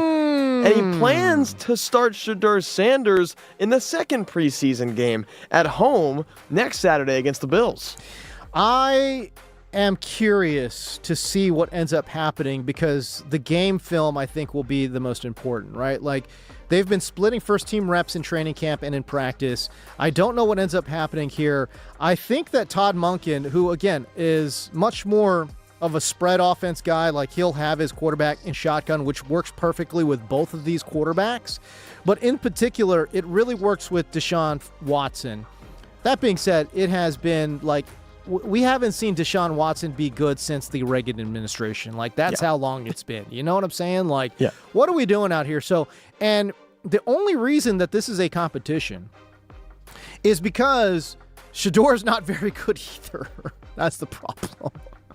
Not very accurate, and his arm is not big enough to compensate for some of the mental mistakes that he makes. Like, he's trying to squeeze balls, and I'm like, Shedeur, like, you're not that guy, dude. Like, I know he plays like he's Mahomes, and he's just not guy, you're not that guy. You cannot squeeze into triple coverage. Stop doing that. Maybe that worked for you when you're going up against Big 12 defenses and throwing to Travis Hunter. You can't do that in the NFL, bro. But he's a Pro Bowler. All right.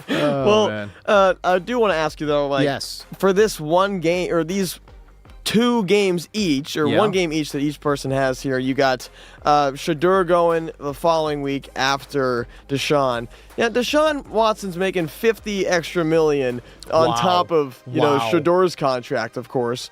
But how much does this one start? Like, if Shedeur's that much better than Deshaun Watson in his preseason game, I mean, does he totally get the job even though you're paying Deshaun Watson $50 million? I think so. I mean, at this point, again, it's been a million years since Deshaun Watson's even been relevant, let alone played good football. He just hasn't played good football. I mean, that's really what it comes down to, right? So, and it's been so long that I think Cleveland just kind of looks at that money as like a sunk cost. Yeah. Right. And so don't get caught in the sunk cost fallacy of like, hey, we're paying this, so we got to use the asset. I just don't see it that way. By the way, No games in 2025. In 2024, he played 7 games, 6 games in 2023, 6 games in 2022. The last time he played 16 games was in 2020. What? It's been so long. It's been an unbelievable amount of time. This is more of an indictment on Shedeur Sanders, that Shedeur Sanders can't beat out this guy. Yeah. And when you can't beat out Deshaun Watson, who hasn't been good in 6 years, that is much more of an indictment on Shedeur than it is on Deshaun. I like that answer. Yeah, much more on Shedeur. Wonder how Dion feels about this. Probably not very good. Should bring him on the show and ask him. I don't think I will ask him about Shedeur. I would prefer not to get punched in the face in regards to this, man. Okay, so there you go. That's your cover 3. Interesting, good headlines and a good mix of stuff right there in regards to the world of the NFL. Hey, man, should we do top 5 cereals here? I'm down. Okay, let's do top 5 cereals. Let's go. All right. I will let you go first. We're going to go bottom up. Give me your number 5. Yeah, that's the only way to do a Yes. top 5. Come on, you kidding me? Número 5. Hit me. Cocoa Pebbles, folks. Cocoa Pebbles. Pebbles. Have you ever had them? Of course I've had them all. Okay, so there's Dude, the Fruity listen, bro. Pebbles. Hey, listen, dude. I'm a full-on big back. Like, I've had them all, dude. Okay, all right, Yeah. good. So you're gonna know everything, okay? Yes. Because I'm Yes. going a little deep into the bag at number 4. Really? But yeah, Okay. Cocoa Pebbles though, those things are just, I don't even know how to describe them. It's because I'm a fan of chocolate milk, Okay. and if you put the regular whole milk, Yeah. in your cereal, it just turns to chocolate. I mean, does I it know. get any better than that? No, I know. I mean, come on. The thing is, dude, it's a little too. I know it sounds stupid, but it's a little too sweet for me. It's like a little too sugary. Too chocolatey. It's just too chocolatey, man. I don't know what it is. Okay, my number 5. Número 5. It's going to be Lucky Charms. And it's really not about the cereal. It's more about the marshmallows. Like, the marshmallows hit. Like, I don't know what it is about the consistency of the Lucky Charms marshmallows, but man, it is so good. And again, so I will go Lucky Charms at number 5. Do you have a favorite marshmallow in there? No, not really. I think they What? all taste. Come on, bro. They all taste the same. Everyone's got a favorite marshmallow in the Lucky Charms. The green one. The green one. Are you kidding me? The pink one's good too. The pink heart. That's good They too. all taste the same, dog. What Well, are you talking about? You don't want to get one of those blue rainbow ones because those can minimize. They can shrink on you once they get in the milk. Wow. Wow, what's going on here, dude? We are doing some deep dive analysis on Lucky Charms and cereal marshmallows, bro. This is good. Okay, Lucky Charms is my number 5. What's your number 4, brother? Número 4. Number 4, we have Kix. Kix. Interesting. Yes. the Okay, this Kix is a cereal. little bit more on the plainer side. Yeah. Okay. Yeah, it is. It is. And when you hear my number 2, Okay. you'll hear there's a correlation to my number 4 and my number 2. And they're both just fantastic, but very similar cereals, yes. Wow. So yeah, okay. Kix at number 4. All right, talk to me about the Kix selection here, because it's a little, like I said, it's a little on the dry side. Yeah. And a little, dude, first of all, you said your 5 was like just a straight sugar bomb. Yep. In Cocoa Pebbles, and Yeah. then you go Kix. I mean, that's completely opposite direction. What is it? Yeah. The texture? What do we like about the No, Kix? it's not the texture at all, actually. I hate the little like balls that they come in. You know, like the Cocoa Yeah. Puffs type of ball, like Yeah. that shape. Yeah. I actually hate those. I What? hate the shape. I don't like it because Well, what do you like about it then? I'm So, so confused. it just needs to get into the milk first. You got to give it Okay. about 2 minutes, mix it around a little bit, and then boom, you plan of attack. You just get after it. Okay. And I have no idea what it is. After you take your first bite, it's like, whoa, I haven't. It's one of these cereals that like I haven't had in a while, and I usually just go ahead and like have it every now and then. Okay. And when I do, it's like, whoa, I was just reminded about the Kix, and I got the kick, right after I had it. So it's not an everyday cereal. Okay. But that's the best part about it, I think, is because a lot of the other cereals on my top 5 are everyday type of cereals. This one is fantastic. Maybe a once or twice a week Kix. Okay. My number 4, this one is like a little, I feel like this is a boomer take here. Número 4. Uh-oh. But my number 4 is Frosted Flakes. It's an oldie but goodie. And it's a little it's a little more simple. But man, okay. Why did I get the manual buzzer? Why did I get the manual buzzer, bro? What was that about? You said kicks, dog. You said kicks, bro. Give me Frosted Flakes over kicks anytime, dude. No, because Frosted Flakes can easily get too soggy. I mean, this is so easy. No, they get soggy very quickly. And you need to you need to eat it quickly. If you're having Frosted Flakes, you better have them by yourself and not talking to anybody. You need to be having them within about 3 minutes. What are you saying? This is not it's not a social cereal. No, it's not social. This is as antisocial as it gets. Frosted Flakes. Wow. According to Consumer Reports, actually, I'm not sure where this is coming from. But according to a source that I found online, take that for what you will. Frosted Flakes is the third highest selling cereal in America. Third highest selling. Wow. So I am not alone in thinking that Frosted Flakes is pretty darn good. Okay, that's my number 4. What's your number 3? I'm sure my number 3 is on whatever list you just said right there. It's Lucky Charms. Now, I know you said Lucky Charms at number 5. Yeah, Lucky Charms is pretty good. The reason I have my Lucky Charms at number 3 is just because of, the sugary aspect. I'm really into the whole sugar thing if you haven't caught on to that. Clearly. Yeah. And I do have a favorite marshmallow. It's the green one. Once you get a couple green ones. And I also should mention that I start to eat around, the marshmallows sometimes to leave them towards the end.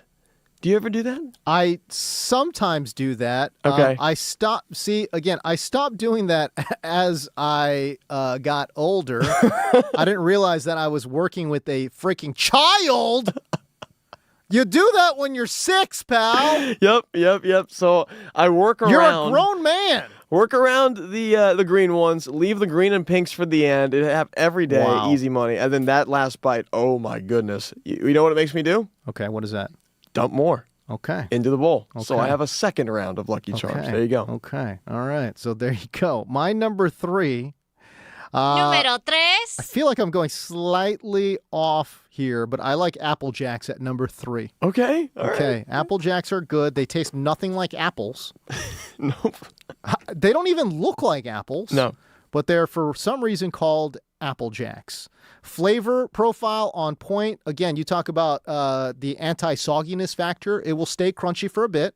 So that's pretty good too. And it's not overly sweet, which I also enjoy. All right, hit me with your number 3. Number 3. Oh, I just did my number 3. Okay, you did your number 3. Wait, what was that? That was Lucky Charms. Oh, okay. Oh, that's right. Okay. Okay, hit me with number 2. Número 2. Yeah, number 2. Alrighty, this one's gonna be weird. Okay, we're getting honeycomb. Honeycombs. Yep.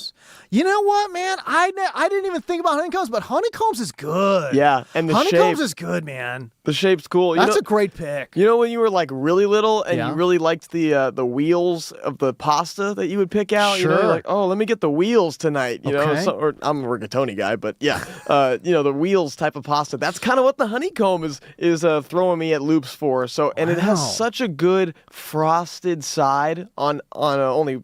Unfortunately, they only give you one side of the honeycomb is frosted. No, that's dude. Yeah. that's a great dude. Yeah, yes, that's a good. It's a good pull, bro. right? That's a really good pull. I like Thank that. you. And that's the kicks correlation. Kind of tastes similar a little bit. Okay, I tell you what, man, we got to step away. We're over break here, but when we come back, we're gonna reveal the top two cereals that we've got on our list. If you want to contribute, 855-97 LA Fan. Again, 855-97 LA Fan, and we'll give you a Dodger update here as well. All right, we'll be right back.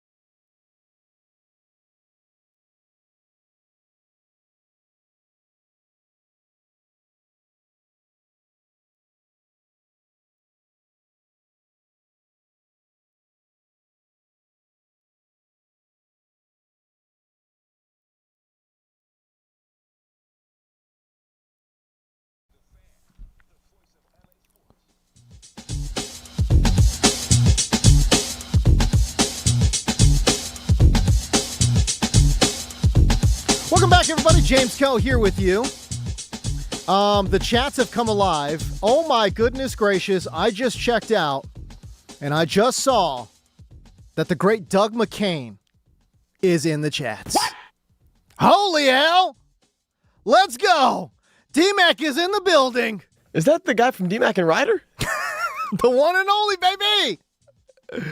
The one and only. Love that guy. I love that guy too, man. Okay, we're going top 5 cereals. You just gave number 2, right? I did, and we should play this bet under because you know what the name of this song is called? What is this one called? Milky Cereal, baby. Milk and cereal. There it is. Yeah, play this one the whole time. No, Milky Oh, cereal. Milky cereal. Okay, got it. I like LL it. Okay. Cool J. Oh, okay. I like it. Okay. All right, go ahead. All right, number 2 for me.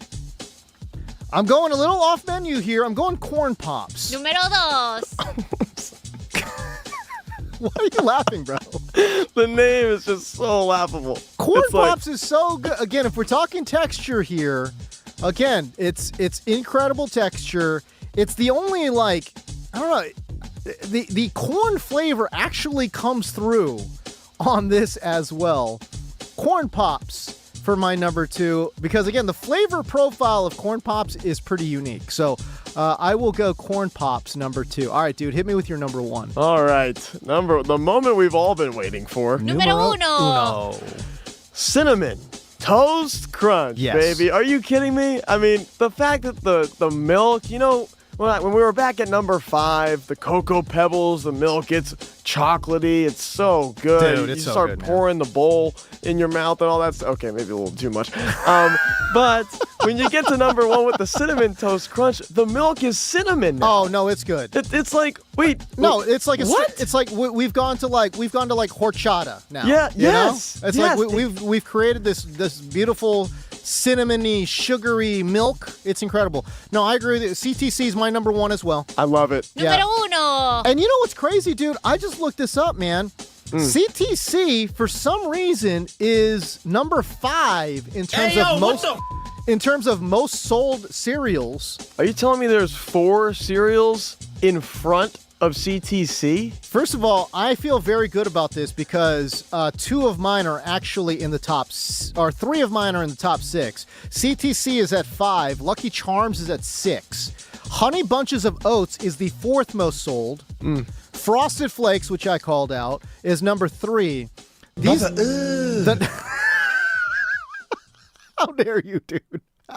How dare you? They get soggy. How dare you? At number 2, I can't believe these two. At number 2, it's Honey Nut Cheerios. Okay, no, I can see it. And then number 1 is just regular plain old Cheerios.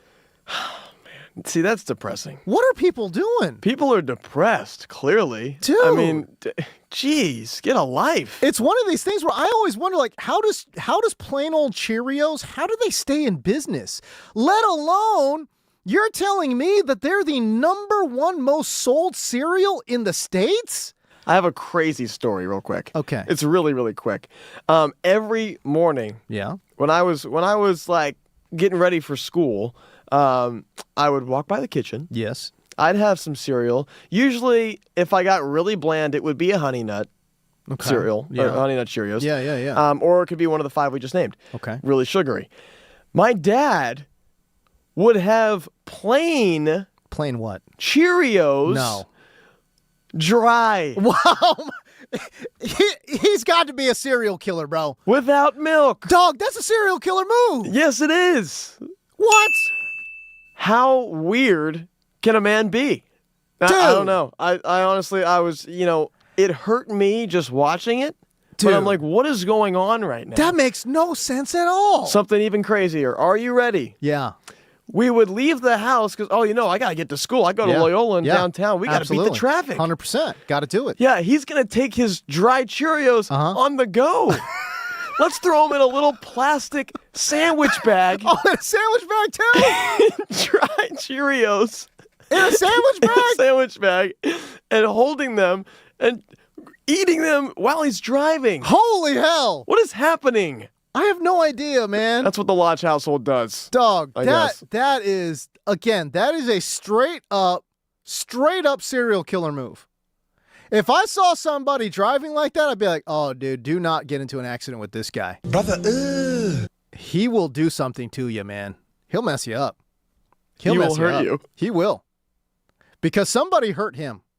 Somebody must have hurt him to be out there having dried plain Cheerios out of a plastic bag, bro. I mean, at least put them in like a cup or something, dude. Like, be a little bit more civilized. Something. Just, oh my Something, goodness. anything. I mean, put it in one of them red Dixie cups to go. You know? I mean, you'd be a little, that's slightly more, like a half degree more civilized than some, plastic sandwich bag, dog. Like, what are we doing? It was, that was just, it was like a good morning, Jeez. It's like by the way, number 11 is Raisin Bran. Like, if I see somebody eating Raisin Bran, I'm like, damn, dude. Did you ever eat like just regular raisins growing up though? Oh, yeah, absolutely. Yeah, I did a little bit. Yeah, absolutely. No, absolutely. No, dude, that's wild. Oh, yeah. Dude, absolutely wild. Pretty gritty. Listen, if you need the fiber, like, okay, like, find fiber, okay? Like, why are we eating? I don't know. Anyways, this is D-Mac's top 5. Chocolate Crave was number 5. Okay. I don't know anything about Chocolate Crave. Is that like a newer cereal or something, bro? No, Chocolate Crave, I feel like it's been around a little bit. Okay. All right. That's definitely off menu here. Number 4, Raisin Bran Crunch. We just talked. Damn, dude.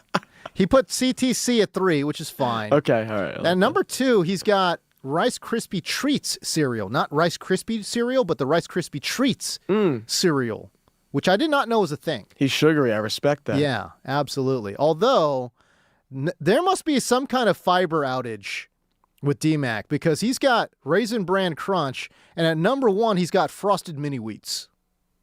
I don't know, man. I had Frosted Mini Wheats this morning. Did you? Yeah, I did. I know you didn't buy that, though. There ain't no way you bought that. Oh, no, Mom got those. Oh, obvious. And I just started eating them. Yeah. She's like, honey, I got cereal for you. And the thing with that, dude, you gotta that requires extra milk. Oh, well, yeah. And unfortunately, when it does, those mini wheats are gone. Oh, they get destroyed in a second. Yeah, it's like they're drowning. They are drowning, but you know what? The frosted part holds the good part together, and that's what you're eating. Yes. Yes. That's the part that you're actually eating, is the frosted part being held together. Yeah. That's the glue that holds the cereal together, you know what I'm saying? Oh, yeah. And you gotta put the frosted part though, like down your tongue, right? When you put them in your mouth, right? You do that, right? Oh yeah, absolutely. Okay, absolutely. All right, cool. Yeah, sugar side down. Yeah, sugar side down. Yeah, sugar side down. Always. Yes. And if you don't get them down, you're in for a ride. By the way, you have to make sure you chew that one properly because that one can scratch the throat. They can get away on you pretty quick. Absolutely, 100%, man. David 100_LA. His number 1 is Fruity Pebbles. He's got Cocoa Pebbles in there. He just likes the Pebbles. Okay. Neither one of us actually mentioned Fruity Pebbles. No, but I did give Cocoa a shout out at number 5. Yeah, that's pretty good. Yeah. He's got Reese's Puffs at 3. 4 is Frosted Flakes, and 5 is Cocoa Puffs. Okay. So he either likes the Pebbles or the Puffs. Okay. I can respect it. It's interesting to... I could respect it. To put both in there is pretty interesting. Yeah. It definitely has me raising a couple of red flags. But, I mean, nothing too major. Okay, good. Yeah. All right, hit that Dodger baseball sound. We got a little Dodger update here for you. Dodger baseball. And, dude, let me just full-on apologize again to Hunter Fiducia. I keep saying they got borderline minor league players playing catcher for the Dodgers. And even though that is factually accurate, Hunter Fiducia now has proven me extraordinarily wrong. Every single time I talk about this, Hunter Fiducia just goes out there like he did just now in the bottom of the 5th, driving out a home run, making it 4-2. Dodgers lead. Hunter Fiducia, y'all. Incredible. This was, what is this? This is only his 3rd home run of the year. But that being said, yeah, he's hitting pretty darn well. Not going to lie to you. I'm sorry. What do you mean to do? I'm sorry. I am. I apologize. That's me. That's my internal monologue right there. I apologize to Hunter Fiducia, bro. Home run for Hunter Fiducia, his third on the season. And the Dodgers lead by 4-2. Okay, let's step away. When we come back, we got more of the James Go Show right here on the new 97.1 The Fan, the voice of LA Sports.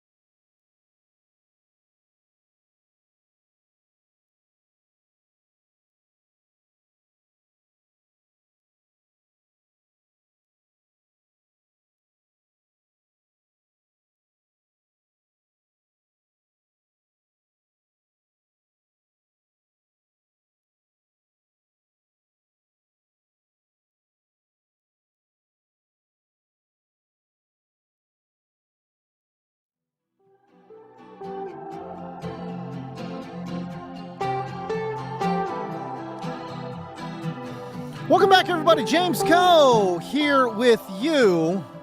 I have a very unfortunate update for everyone out there listening. What?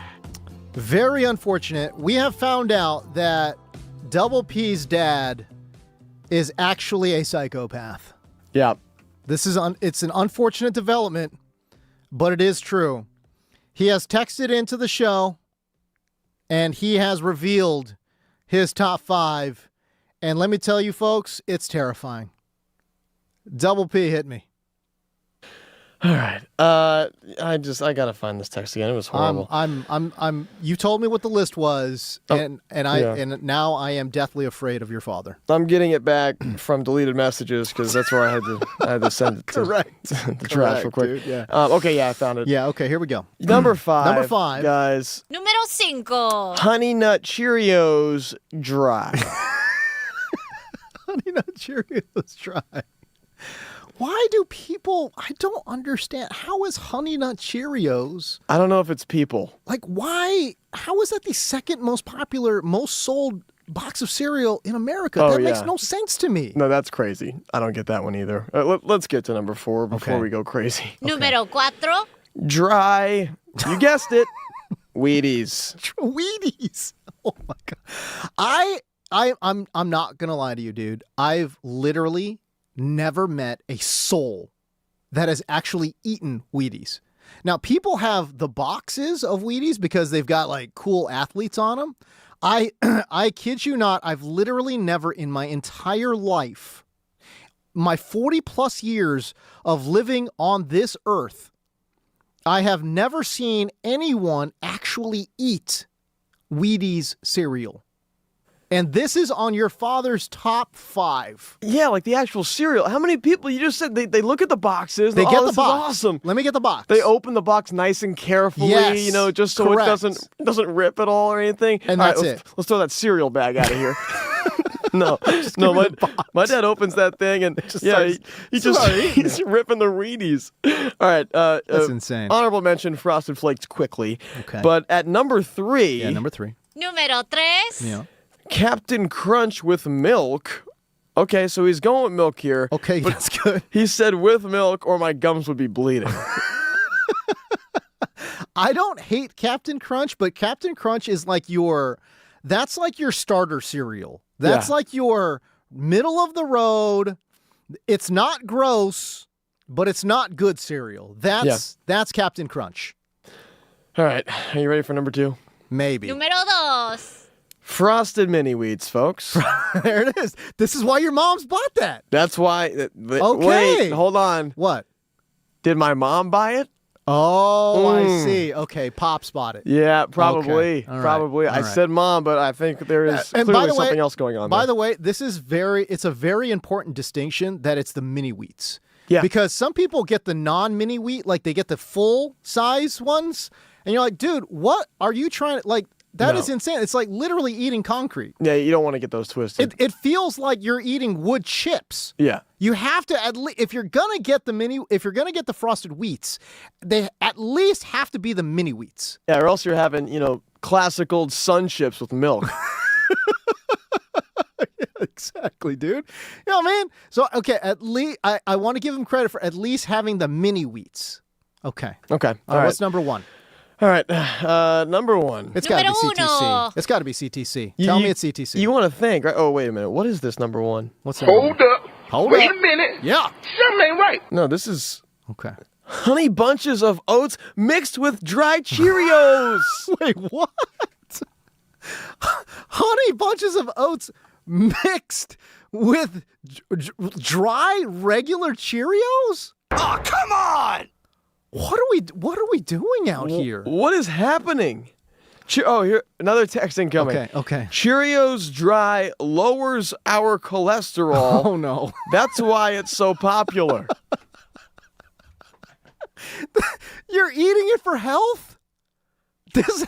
You're having Cheerios as health food? No. Cereal for health just can't be. No.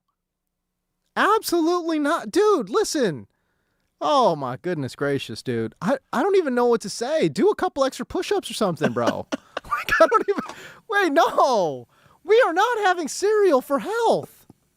That is not what we are doing. Dry. That's why he's having them dry, by the way. That's why he's having them dry. He doesn't want the extra calories from the milk. Yeah, so he goes plastic sandwich bag instead. Oh, my goodness gracious. What's happening, dude? First of all, controversial move, I will also say, to mix cereals together. Yeah. It's a controversial move. Why those two particular cereals, though? Honey Bunches of Oats, and on top of that, just regular old, plain old Cheerios, dude? Yeah, at first he was like really innocent with the honey bunch. It's like, oh, he likes honey bunches of oats. Which That's is okay. So That's cute. okay. That's all right. Honey Bunches of Oats, okay. Yeah, like, oh, he likes that. Yeah, and then he goes, no, I mix it with dry Cheerios. Yeah, though. no. And like, what are we doing there? No, I don't know what we're doing. By the way, on this list, none of us, anyone, chat or otherwise, have not mentioned Life cereal. It's like, that's like CTC Junior. It's like CTC Light. Yeah. For kids. For kids. Not as much sugar, I don't think. I could be wrong. And not as much cinnamon, but it's like lightly dusted with cinnamon. It's like CTC, but not quite there.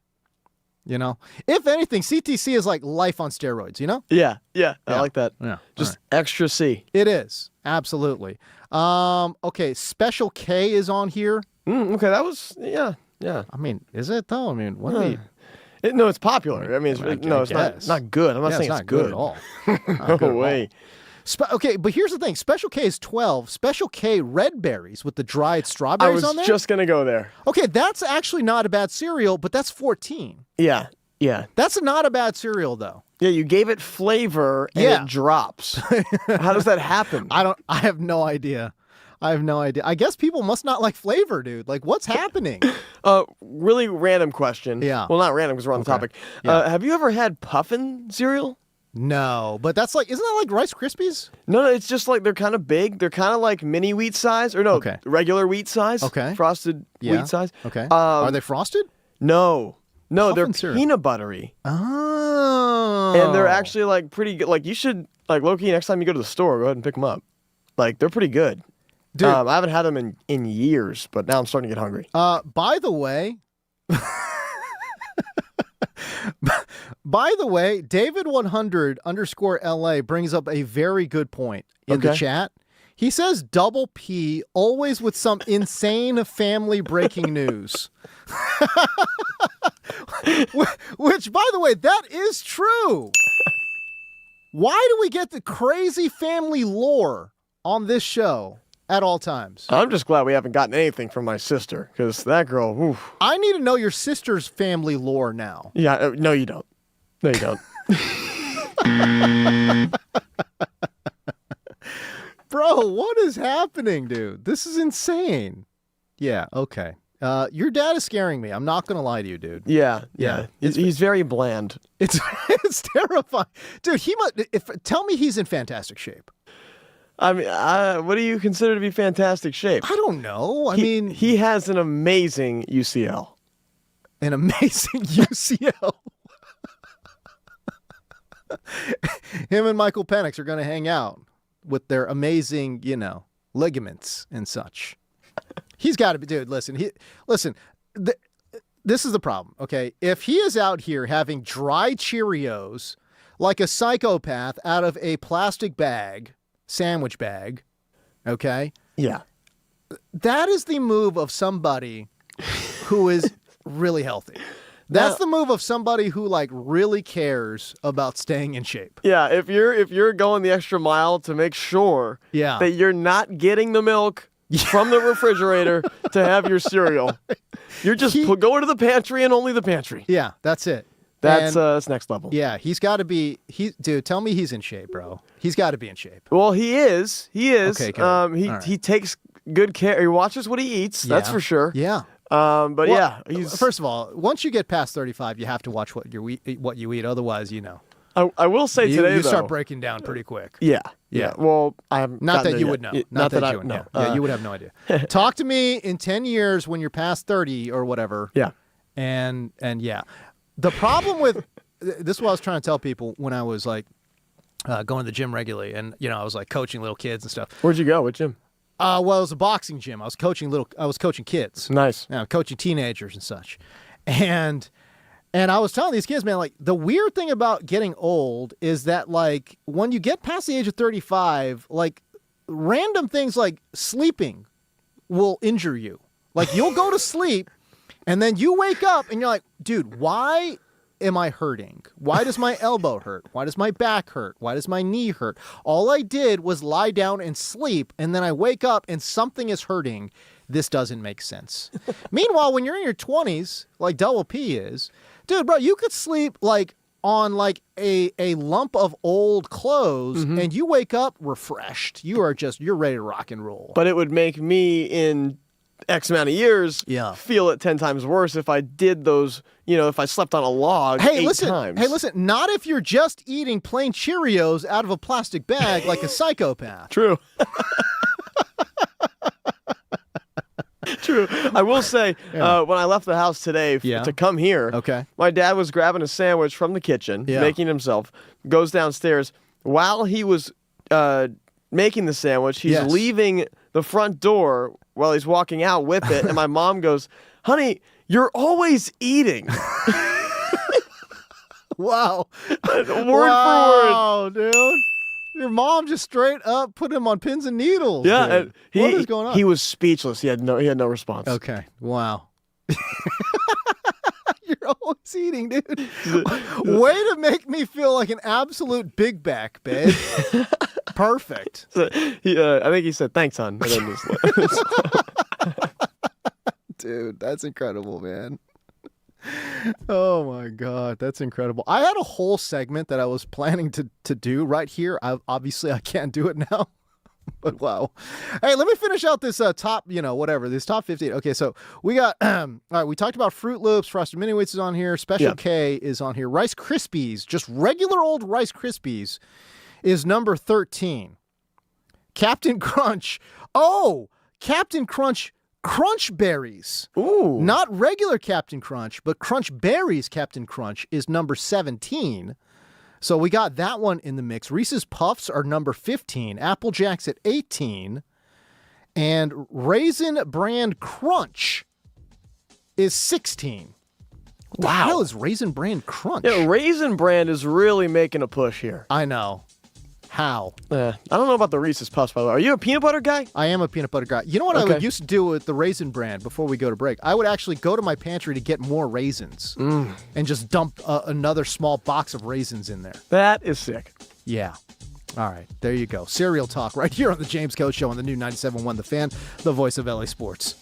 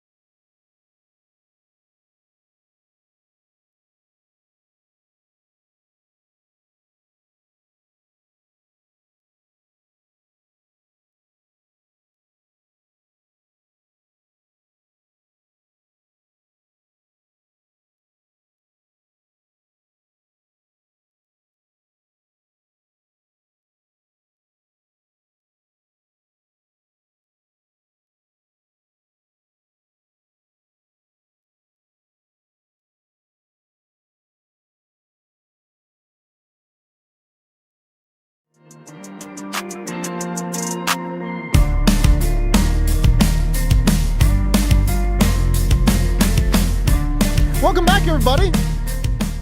James Coe here with you. Having a good old time here on a Wednesday night. Last hour of the show, man. Flying by. Quick Dodgers update here for you. Dodger baseball. We had talked about how middle relief had been used heavily by the Dodgers, and even the back end of the bullpen, honestly, has been used heavily in the recent week here. But and that Eric Lauer really need to get some innings in there, and he has done just that. He's done just that through 6 innings. He's now in the top of the 7th, trying to work through there. His pitch count is over 110, but he has eaten them innings up. 6 innings pitched right now, 2 runs, 1 earned, 5 strikeouts. Pretty darn good day for Eric Lauer right here. 110 pitches? He's at 111 now.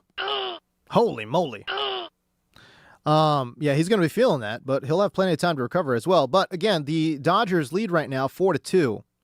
I think that they will push him to 120, so maybe he gets this out and maybe one more.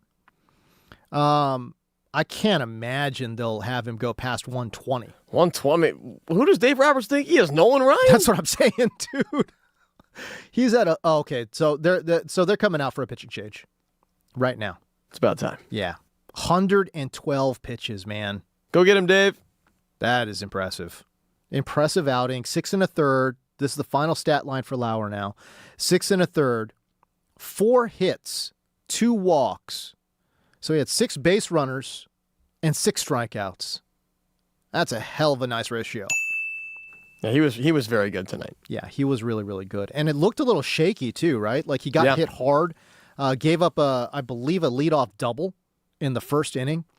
Gave up a run in the second, gave up another run in the third. It was looking pretty shaky, man. But he really stabilized in the 4th, 5th, and 6th inning. Now they're going to the bullpen. Yeah, they're going to Landon Knack. 9 ERA. He's only pitched in 2 games so far this year. So, I don't know. Sounds like he has a knack for giving up runs. We'll find out what's going on with Landon Knack. It's always good to see the 9 ERA and 1.6 whip, guys. I hope he strikes out the side. Yeah, he might. Well, he needs to get 2 outs, and then we'll get into the 8th and 9th, and then we'll see where we're at. But yeah, interesting. Really great game, like I said, here for Eric Lauer, who really stabilized himself on the back half of his start. So good start by him. And again, the Dodgers needed him to use up some innings, and man, he did just that. Pretty good. I don't know if you guys have seen this, but there's a strange development happening at NFL Network /ESPN. Now, remember, ESPN bought out NFL Network and so absorbed that media company into their media company, right? And NFL Network does a lot of what ESPN does. And so, some of the personalities that they have retained, others there have been, as is expected, they've let go of some people. ESPN, long mainstays have been let go as well. It's been a consolidation of talent. And there's a consolidation of shows here as well. And by shows, I mean both of the TV variety and of the digital podcast variety. NFL Fantasy Live has been a longtime podcast that has done extraordinarily well. I should know because I helped resurrect that podcast many years ago. And the growth of that podcast when I was there was absolutely tremendous, astronomical. And by the time I left, again, it was one of the highest performing shows from a podcast perspective at NFL Network. Funny thing about that was the network executives literally did not give 2 drops of monkey piss about podcast numbers, which was just, and it was like funny because then 2 years later, after I was gone, all of a sudden it was all about podcasts. And it was just all about like headlines, right? Because like around that time, Joe Rogan sold to Spotify, I think it was for like $300 million or whatever it was. So again, it was around that time, and NFL Network at the time just put no money or effort into the podcast. That being said, another extraordinarily popular podcast that had been around for over a decade was Move the Sticks. Move the Sticks with Daniel Jeremiah and Bucky Brooks, two former scouts who were in the media space, and they apparently shut down Move the Sticks as well, right? Jeremiah, who has been retained by NFL Network and ESPN, he was retained as an on-camera talent, but the podcast has been dark since June 4th. So over 2 months now, the podcast has been dark, but all of a sudden, new episodes were posted on the Move the Sticks feed on Tuesday, previewing the NFC East and NFC West divisions. This is what was on the feed. Take a listen. Thank you, Baltimore, and thank you, Bengals, maybe? G-Men loving what the AFC North was kicking out this offseason. New York Giants, coming off a 4-13 injury-plagued year, landed the biggest head coaching fish in the coaching sea this offseason. Houston came off the bench most games, 5.5 bags. Guys, when you hear that in today's world, when you hear that, you immediately think that is AI. Out this offseason, New York Giants coming off a 4-13 injury-plagued year. That's AI. That is AI. And here's the thing, the feed, their podcast feed, still lists Daniel Jeremiah and Bucky Brooks as the hosts. But that is obviously not Daniel Jeremiah and not Bucky Brooks. It sounds like AI. This is the funny part, though. This is the actual punchline of this, which is, first of all, like, it's funny that and weird that NFL media would be like, hey, you know, we're not bringing back Move the Sticks, which they are not, apparently. Daniel Jeremiah says that that podcast is going somewhere else, which is fine. But the funny part about that is that they try to then put that on the feed, and immediately everyone thought in today's age and world that that was AI. The sad thing is, and this is the punchline, that's a real person. Double P, when I played that clip for you, there's no, I mean, if you play that clip to anyone, everyone thinks that is AI. Yeah. Everyone. That's insane. That's a real person. I feel so bad for that broadcaster. Can you imagine? Like, you're thinking like, oh, this is cool, man. I get to do voiceover work for the NFL. His voice actually kind of sounds like that. I get to do work for the NFL. I just feel so bad, bro. Like, this is an actual working professional that's probably like pretty stoked that he gets to make content for the NFL channel, right? Like, that's pretty neat, you know? Like, that's a real person. That's unfortunate. That is so unfortunate that is a real person, and everyone is just bagging. I mean, just absolutely bagging on that voice and those clips. Insane. Like I said, it's just so funny, man. Hey, yo, play that again, dude. This has got to be AI.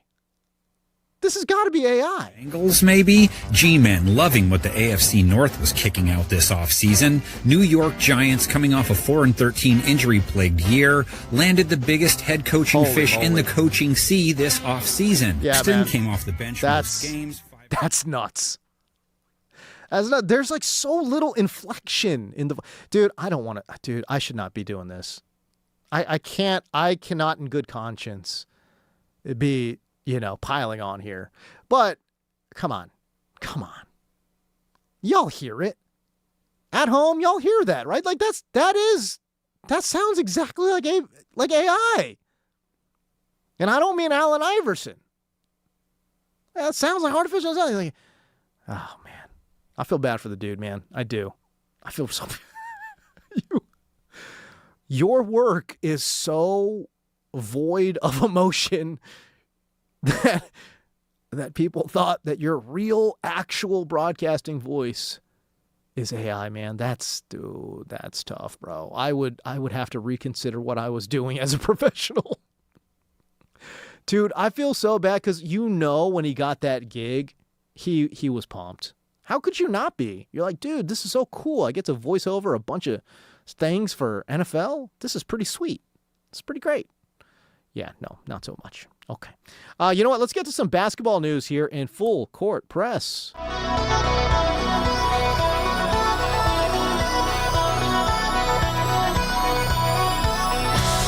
And now, it's time for the Full Court Press.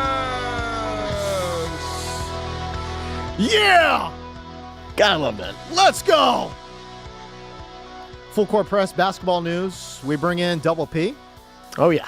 What you got for me, pal? All right, we start in Dallas. Well, not Okay. really. Kind of, maybe. I don't know. You be the judge of that. It's Cooper Flagg we're talking about. Coveted 1-of-1 numbered rookie debut patch autograph card. I don't know how many words are in that title, but it's a lot. That was found in Rhode Island on Monday night. Now, we were talking about this a little while, or probably a couple weeks ago. Okay. That they have these, live videos of unveiling and the cards, the unwrappings. These guys found it while they were just unwrapping in one of those live streams. Wow. 1-of-1 Cooper Flagg. I mean, it's going to be worth at least $10 million. It has to be. I don't know. Is that how much it goes for? Well, I don't know yet. But this 1-of-1 card, it headlines the first crop of basketball's rookie debut patch autograph cards, which were released last week as part of the 2026 Topps Chrome Update basketball set. But the Mavericks, this is where I think the value of it kind of speaks for itself. The Dallas Mavericks have already made an offer to this guy who found it that includes 2 Mavericks premium season tickets for 32 years. 32 years? 32 because of Coop.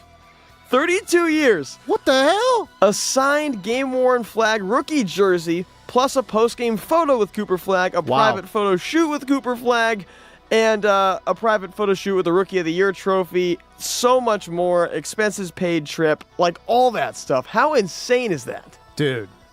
But here's the thing, though. He might not be a Mavericks fan. No. It's not even that. Okay. You're not taking that deal. No. I just looked this up. So Paul Skeens had a 1-of-1 card. Yep. And Paul Skeens' card sold for $1.11 million. Wasn't that one out here, too? I have no idea. But the bottom line is, dude, you can give me I better get courtside seats for 4. Yeah. For 32 years. Oh, yeah. For, again, this is Paul Skeens, not Cooper Flagg. So, again, the thought is the estimates have Cooper Flagg's 1-of-1 anywhere between $1 million and upwards of $5 million if it goes to auction. So, nah, dude, I'm sorry, but I don't know. What are your season tickets looking like for 32 years, dude? Like, I need to get 2 of those for life, and they need to be courtside. I need courtside seats for the next, 40-something years. How fantastic would it be for you to open this and find it and be like, okay, now I'm in control. Yeah. The Mavericks are going to come to me with a bunch of offers. Right. And I got to make a decision. That's insane. But I wouldn't sell it. Oh my goodness. It's not enough. It's never going to pay for the actual face value of the card. Right. B, I'm not a Mavericks fan. Yeah, the Mavericks. Right, exactly. All right. No, man, I'm with you, dude. I'm sorry, man. Like, even if I was a hardcore Mavericks fan and they offered me courtside seats, which they are not doing. Nope. They're saying premium seats. I don't know what that means. I don't know either. It might mean a free hot dog. I mean, premium. What does premium mean? Like lower bowl? I'm sorry, but lower bowl seats are not that valuable, dude. You know? No. Like, I what got does them that at mean? TCU. They were $80 a game. Come on, dude. You know what I mean? Yeah. Come on. Like, no. So no, they got to up that offer. I don't know what they got to do. They got to up it. Like, maybe you go. Like, will they fly you out? Can you vacation with the team? Wow. That'd be interesting. Yeah, I don't know. We got to up that offer though, but it's not nearly enough, dude. But yeah, anywhere between $1 to $5 million buckaroos. Hell no. You think I'm taking quote-unquote premium seats for 32 years for that? Come on, dude. No way. What are you doing? An expenses paid road trip. You got to hope he's not taking Southwest, too, right? If they give you Southwest. Right. We've dinged Southwest a couple times on this show. I should stop. All right. Let's move on to a really sad and somber day today in the basketball world. Personally, my favorite player in the NBA, Russell Westbrook, announces his retirement. 18 seasons, right? He was 37 years old. I mean, he still averaged 15 points a game, 15, 5, and 6 last season. I mean, the guy was hooping still, okay? Yeah. I know he was on the Kings. Be quiet, guys. All right? But this is my guy, Russell Westbrook, and he posted a video on Twitter to announce this retirement. Let's listen to a little snippet of it. Every museum has a curator, and every exhibit, they have a story. But some stories don't need someone to tell them. They just speak for themselves. So tonight, I'm not going to tell you what any of this means. I'm just going to show you.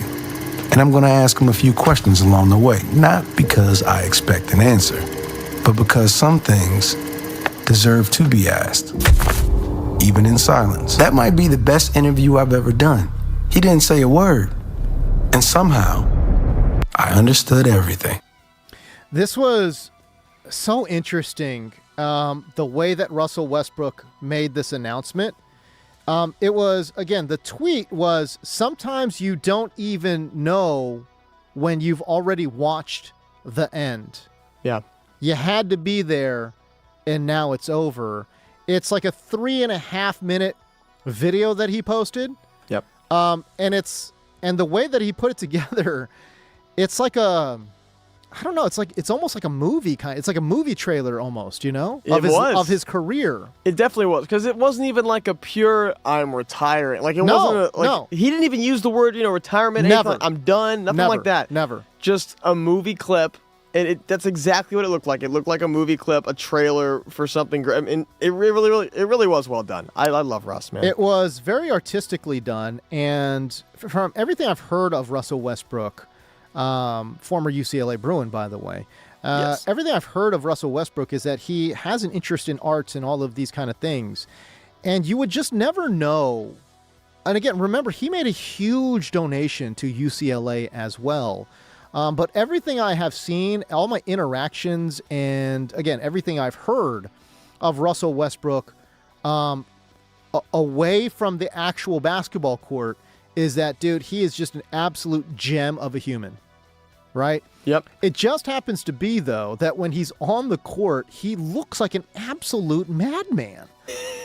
Like he flips a switch entirely. And that's how hard he plays, though. And just as someone who did play for a little bit, it's just like you look at a player like that and you can't recreate what Russ was able to bring to the floor. Yeah. You can't recreate that to anybody. Any player, maybe the athleticism. Other people are athletic too. But Sure. if you combine that with his mentality, it was over. Yeah. And Russ in his prime, are you kidding me? 3 straight seasons averaging triple-doubles? I know. It's nuts. Yeah, that's nuts. He was the MVP back in 2017. He's a 9-time All-Star. He made the NBA first team 2 times, second team 5 times, and third team 2 more times. He was on the NBA All-Rookie first team as well, won an Olympic gold medal. He was a scoring champion 2 times in 2015 and 2017, and he was an assist leader 3 different times in 2018, 2019, and 2021. He is the all-time triple-double leader as well with 209 career triple-doubles. And he's got the single-season triple-double record, 42 triple-doubles in that 2016-2017 season. And again, was the first player to average a triple-double since the Big O, Oscar Robertson. So, man. And when he was in his prime, he was about as ferocious as it gets. His game didn't age that well because he was so ball dominant. Yeah. And he never, ever learned how to play off ball. And so his game didn't age that well. Also, I'll also say this, if we're keeping it a buck here, I I do wonder if his on-court attitude rubbed some people the wrong way at different times, making him a difficult teammate to have. I wouldn't say bad teammate, just difficult teammate to have. And dude, you know what, man? I remember when I was a local sports reporter here in LA many moons ago, and I remember covering a Laker game, and Russ was in town, playing for the Thunder, obviously. And dude, his pregame routine was about as intense as I've ever seen. Most players, Double P, when they do the whole pregame routine, it's just, hey, casually throwing up some shots. Yeah. Maybe we're, doing some light jogs, some stretches. We're making some trick shots here and there, some layups and some dunks. Dude, Russell Westbrook, he would just repeatedly, I'm talking like 100 times in a row, would do that hard left or right hand dribble into the pull-up midi, and he was just masterful at that, going 100 miles per hour and then stopping on the dime and then pulling up. And he would work on that move, Double P. I'm saying, like, this is in pregame. He's doing that move maybe 100 times. He's one of the only guys that I've really seen, practice like he actually has a possession going in game. Yeah. Going right as hard as you possibly can and pulling up is one of the hardest things to do, and he practiced it all the better time than anybody. And that was his go-to move, too. That was his go-to move. The elbow jump shot. Pull up elbow J. Even the one on the side when he started mastering the bank mid-range shot. Yeah. Oh, right. my goodness. The only problem with that, though, Double P, is that shot went away because of analytics. Yeah. And he, at that point in his career, couldn't readjust his game. So he was still taking a lot of these middies in an era where they really frowned upon the midi. Yeah. # Chris Paul. Yeah. Well, I mean, there were so many players. I mean, you think about, a ton of point guards really mastered the mid-range game. Yes. And Russell Westbrook was I think the epitome of that mid-range game. Oh, yeah, without question. The last thing I will say about Russ. Yeah. The most upsetting part about this today is that this is the beginning of the end of an era. And Russ is the first of the era of KD, LeBron, Steph to retire. And this era was my childhood. So seeing this one today, it was tough. All right, that's it for your full court press. I want to take a break, man, because holy moly, a very scary moment here for the Dodgers and Freddie Freeman. I'll give you that update on the break. You're listening to the James Coe Show on the brand new 97.1 The Fan, the voice of LA Sports.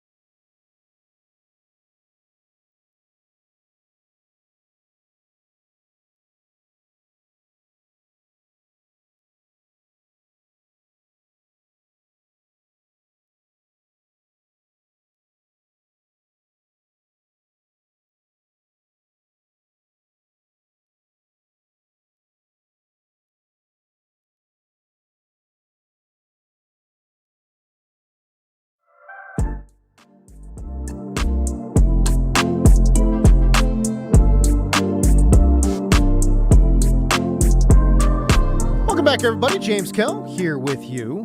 Dodgers update time.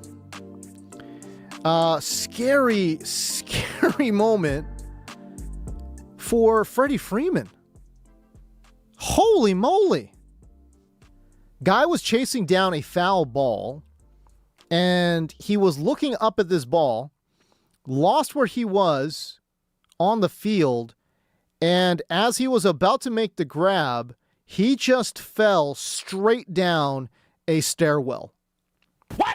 Concrete stairwell. I mean, just face first into that stairwell. It was so bad because it was, again, the Royals dugout. I mean, guys, Royal players were running over there because it just looked so hard. He fell so hard. That is crazy. Luckily, he stayed in the game, and it looks like he's fine. But very scary moment. Very scary moment for Freddie Freeman. So, yes, the inning continued, and Landon Knack ended up picking up a couple of outs there. So 6 1/3 for Eric Lauer, 1 earned run, 2 runs in total. And Landon Knack, 1 2/3, totally clean. So as we go into the bottom of the 8th, Dodgers lead 4-2.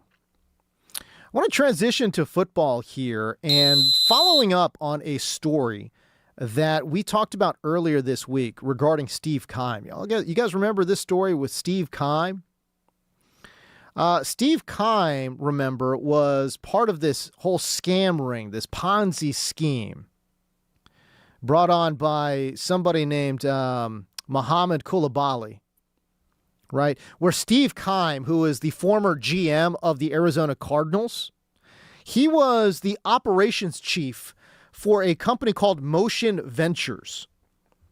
This business was run by a man named Mohamed Koulibaly, and a recent investigation alleges that Motion Ventures and Koulibaly persuaded multiple professional athletes, including NFL players, to invest in fake Shopify stores. Again, multiple NFL players said that they have lost collectively over $1 million in investments made to Koulibaly. Why did these NFL players invest, you ask? Well, because Koulibaly brought on former Arizona Cardinals general manager Steve Keim, again, as their operations chief. These players were reportedly very impressed that Keim, a guy who spent 10 years as GM of the Cardinals, was on board on this company. But again, here's the problem. It's straight up Ponzi scheme. Koulibaly would take new investment money and pay existing investors. A November 2025 pitch deck for Motion Ventures, a copy of which was procured by Pro Football Talk. That pitch deck identified Steve Keim as the chief operations / growth officer, and he was the only other person featured in the deck along with Koulibaly. This story took an even more dark turn because Koulibaly was then found dead in his pool in New Jersey last week.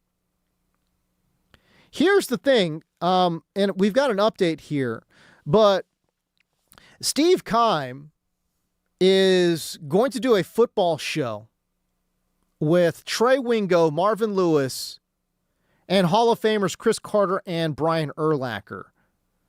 And Trey Wingo has a YouTube show. And so Steve Keim appeared on Trey Wingo's YouTube show. And take a listen, because Steve Keim says he too was a victim in all this. I don't want to be the victim. I want to be the guy that said I f***ed up and I made a mistake. Yeah. I can live with it. I can look at the guy in the mirror as long as I can be honest with myself. Right. And I made poor judgment, and I hurt some people along the way, and I'm extremely sorry for it. Look, I am not here to adjudicate or be judge, jury, executioner at all. That's just that's not what I'm going to do. But Steve Keim says he was the victim in all of this. He goes on in that interview and says that he and his family lost 7 figures in this deal. Again, we could take it for, at face value. Maybe that's true. Maybe it's not. I don't know. I do know that it's obviously extremely shady. By the way, like I said, this pitch deck was from November 2025. It's not, the crazy thing is, it's not that long ago. It's less than a year. I would just point that out, is that it was less than a year. So it's been, like I said, it's not like he made this pitch deck 5 years ago or 3 years ago or something, and they're like, oh wow, something's going wrong here. And that is what Steve Keim said in the Trey Wingo interview, is that we started to find out that something was wrong, and then we backed out immediately. And he said he got pretty animated, is what he said, with Koulibaly. But I don't know, man. Like, again, we'll see. I don't know if the investigation, where that ends up turning, where that ends up going. But I'm sorry, man. Like, I just don't feel bad for Steve Keim at all. I don't know. Maybe that's harsh. But he ended up being a major piece as to why other players ended up getting scammed. And man, honestly, it is very difficult for me to feel bad where, again, I know he's claiming that he and his family got scammed out of 7 figures as well. But it is awfully difficult for me to feel bad because this guy was in business with somebody who was running a Ponzi scheme, and he just didn't do enough homework into his business partner. Somebody who, by the way, he didn't really know. And he goes into business with this guy and says, wow, the returns were so good. It was incredible. Shouldn't that have been the first red flag, brother? Like, what are we doing out here? You didn't do your due diligence. And as a result, multiple athletes got scammed out of, again, millions of dollars. That's on you. That's on you. So much of his YouTube video or his quote-unquote apology was not an apology at all. So much of it was just, I was the victim. And I know he, in that clip, says, I don't want to be the victim. But yet, so much of that video was spent talking about him being the victim. Whereas, truly, honestly, even if he wasn't somebody who benefited from the Ponzi scheme, he was very much part of the Ponzi scheme and brought on and ended up scamming a bunch of other players. That's on him, man. That's on him. And quite frankly, dude, I'm sorry, man. Like, go watch it. Trey Wingo and Steve Keim. I'll tell you right now, dude, I did not get a big old sense of like, oh, this guy felt so bad. It sounded like he felt so bad for himself. This is the problem. So he goes on that interview with Trey Wingo and starts talking about, hey, man, like I messed up and blah, blah, blah, blah, blah. I didn't mean to scam anybody. I know you didn't mean to. It doesn't matter. You did. You did scam someone. And multiple people of millions of dollars. You did do that. That was you. You were part of it. You're part of that company. You're featured in that company. That was you. Yes, you did scam those people. Whether you meant to or not is irrelevant. You did do that. So for him to turn around and say he was the victim was kind of like, okay, this is a little gross. But then this guy has the freaking audacity to then turn around and try to sue DeAndre Hopkins. DeAndre Hopkins said in a deleted Instagram post, quote, I got set up when I played for his team and lost $13 million. Scheme Slime was my GM. Contaminated drug test. Go figure how that happened. Now, again, there's some factual discrepancies here. According to Pro Football Talk, at the time, Nuke lost $5.2 million due to being sidelined, not 13, due to a failed drug test. And Nuke has held firm that he did nothing wrong. Here's the thing. Steve Keim then turned around and said that he has now retained legal counsel and released this statement. Quote, DeAndre Hopkins recently published and then deleted a statement falsely suggesting that I was responsible for contaminating or manipulating the drug test associated with his 2022 NFL suspension. That accusation is completely false. And Keim goes on to say, accusing someone of deliberately interfering with an NFL drug test is an extraordinarily serious allegation. It attacks my integrity, my professional reputation, and the work I spent decades building in the National Football League. You know what else attacks your integrity, your professional reputation, and the work you spent decades building? Being a dang executive on a company that literally scammed NFL players out of millions. For this guy to have the dang audacity to be like, I am now going to take legal action against DeAndre Hopkins after being, again, a major figure in a Ponzi scheme of which he is taking very little accountability. And in fact, saying, he also lost 7 figures, so please pity me. Bro, this is just absolutely ridiculous. Hey, man, it's an Instagram post. He deleted it. Let it go. You scammed. You were part of a Ponzi scheme where you scammed tons of people out of millions of dollars. Let it go, man. You're all worked up because you think Nuke attacked your integrity, your professional reputation, and the work you spent decades building in the NFL. No, dog, you did that. No, Steve Keim, you did that. You destroyed your integrity. You destroyed your professional reputation. You destroyed the work you spent decades building in the NFL. That was you, Steve Keim. Not from some DeAndre Hopkins deleted Instagram post. Get real, dude. Get real. Unbelievable. Crazy. It's just, to me, man, I'm just like, come on, bro. What are we doing out here, dude? You were a central figure in a Ponzi scheme and you're worried about a deleted Instagram post? Dog, get so real right now. What are you doing? Crazy. I hope he burns a ton of money on this legal thing. I hope he loses another 7 figures. Stupid. We step away and then we close out the show. I'll give you a Dodgers update on the back end here. You're listening to the James Coe Show on the brand new 97.1 The Fan, the voice of LA Sports.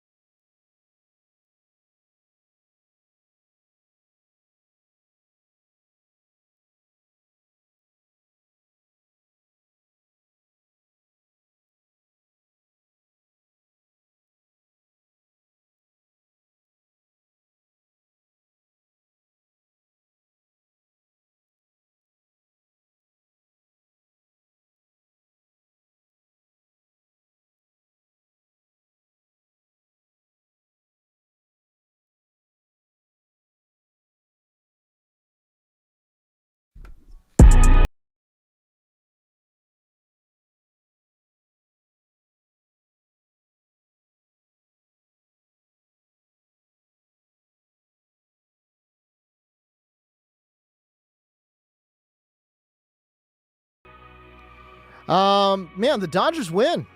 Mookie Betts had a great game, 2 for 3 at the dish, solo home run, his 15th of the season, and it includes a walk. So he got on base 3 different times, man. Pretty good. And by the way, we were wondering what was going to happen with that bullpen. This was honestly about as perfect as you could lay it out.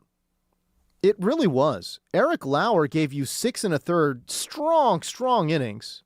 And then Landon Knack, out of nowhere, gave you 2 2/3. What? Got the save. What? Out of nowhere. Oh, come on! Landon Knack, bro?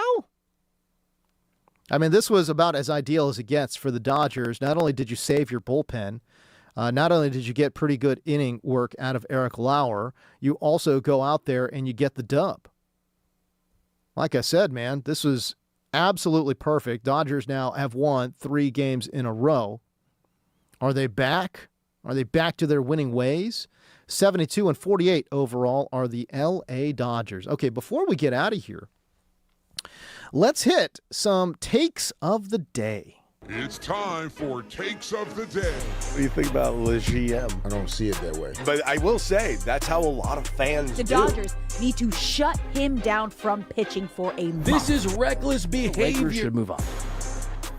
All right, Double P, hit me. What do we got? All right, we start with Deep Fish and Deck this morning. Ben Stevens on there again with Cody Decker. There you go. But this one was Cody on who would he rather have, Blake Snell or Tarek Skubal? World Series Game 7 tomorrow. Who you got? Which Cy Young ace do you trust more on the Dodgers, ladies and gentlemen? Do you trust Tarek Skubal or Blake Snell? And I'll give you my answer right now. Of course I trust Blake Snell more. It's a man that's pitched in multiple World Series now, not only for the Dodgers, but for the Tampa Bay Rays. He's won 2 Cy Youngs the same way Tarek Skubal has. Tarek Skubal hasn't had the opportunity to pitch deep into an October. This is going to be potentially his first real opportunity. Man, I don't know. That to me reeks of recency bias, you know, because Snell looked awesome. And I get it. The postseason experience is something, and it's important. But, I think I still take Skubal. I don't know. You're going with Scoo over. Can you snack? If you snow! Yeah, no, I'm taking the Scooby Snacks, man. Scooby Snack. Those, oh my gosh. Yeah. Next show, Scooby top snacks? 5 candy. No, top 5 snacks. Okay, top 5 snacks. Oh my goodness. Now we're really opening the door now. That would be ridiculous. We will do it on Scoobal's next start. Top 5 Scooble snacks. I think I'll still take Skubal. To me, it feels a little too recency biased to say Snell because Snell looked, obviously he looked awesome yesterday. So that part, I understand. I get it. And he does have legit big game experience. But, yeah, man, I don't know. Give me Skubal and his stuff. I like it. All right. It out. We move on to the 10-2 show, Brock and Alex. Yeah. Alex here they do a segment called Do We Care LA? Yeah. And that's where producer Shay, my guy, asks Brock and Alex if they care just on specific topics. And today they were talking about Russ, and Russell Westbrook was the topic. Okay. Do we care LA about Russell Westbrook? Let's hear what they had to say. He had a 3-minute and 30-second video announcing his retirement. Do you care LA? I feel sad saying this because, he had a good career. So, happy that you had that time, but, it was definitely that time for him to retire. So, I don't really care in that sense. She doesn't care about Russ retiring. This is my guy. Look, he was, even at UCLA, he was on, which is really weird to say because this is a guy that averaged triple doubles in the NBA. He's an MVP. Man, Ben Howland was so weird about seniority that Russell Westbrook came off the bench for UCLA, which was so random. He had guys like Aaron Aflalo starting ahead. Dude, I know I just took a random shot at Aaron Aflalo, but realistically, it's not like Aaron Aflalo, he's an okay pro, but it's not like Russell Westbrook's a freaking MVP. Ben Howland, what are you doing? Feels so bad for Aaron Aflalo right now. I'm just saying, and Aaron Aflalo is an all-time UCLA great. He really is. I forgot when he left UCLA, he was super high on the all-time scoring list, all that kind of, he's an all-timer. He is an all-time Bruin. He really is. Yeah. But there's 0% reason why, and I think Darren Collison was starting ahead of him too, and it's There's no reason Russell Westbrook, who, by the way, when he left UCLA was a lottery pick, there's no reason why Russell Westbrook wasn't starting for Ben Howland's UCLA team. That's insane to me. By the way, Russ is coming in with peak athleticism, too. It's insane. It's craziness. But yeah, no, listen. But I just say that because specifically at UCLA, he was a bench player. Yeah. So an important one, but still a bench player. And I only bring that up because, again, the ties to LA. He's an MVP, Mr. Triple-Double. I don't know, man. Like, it has been a really slow, I would say, last 5 years for Russell Westbrook. So I understand how the steam of him being retired kind of sort of faded. Yeah. But again, I just love hoop too much to not care, dude. Russell Westbrook truly, honestly, is one of the all-time greats. So, no, I definitely care. I definitely care. Thank you for that. I think that was just for my sake, okay, clarity, because I just love him so much. Okay, we're moving on to the 2 to 6 show of the day. Number 3, D-Mac and Reiter. Here's D-Mac on the differences in Mark Walter's ownership of the Dodgers and the Lakers. When you talk about the Dodgers and Mark Walter, you're always going to say the Dodgers are something that Mark Walter built. We talk about the Lakers, it's just going to be something that Mark Walter sold to potentially get out of some legal trouble. Yeah. I mean, I agree with that assessment. Yeah. 100%. And again, I do wonder how this is going to impact Mark Walter's future, both with the Dodgers. And again, we don't know how much the legal troubles will ramp up. Mm-hmm. That part can't be understated, is that people feel like, hey, when he sold the Lakers, it solved his legal problems. I don't know about that, man. Yeah. I don't know about that. I almost wonder if selling the Lakers was a stopgap, and maybe the end piece chess move is he actually sells the Dodgers, man. Wow. Which would be pretty crazy. But again, this is all speculation because we don't know how serious the federal investigation is. But I will say this, Double P, it's never a good thing when the federal the federal government is investigating you, man. No, never. Never comfortable, that's for sure. So, especially for financial fraud. Yeah. And I think the only thing we do know, a deal that came together in just 72 hours, less than 2 years after he purchased the team. I mean, yeah. Come on. I mean, in a lot of ways, it was less than a year, right? Like official ownership was 9 months. The official ownership transfer was 9 months ago. Yeah. That's nuts. That is nuts. So, again, it reeks of desperation.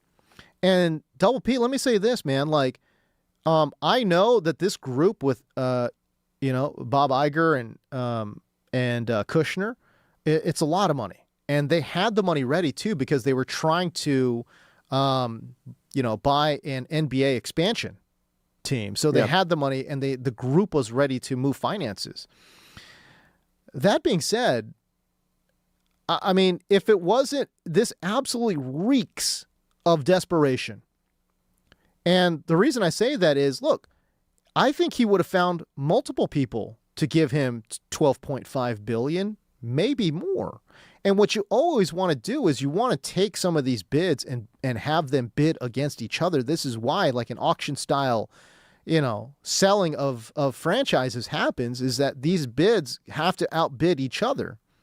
The fact that he closed this deal in 72 hours, it absolutely reeks of desperation.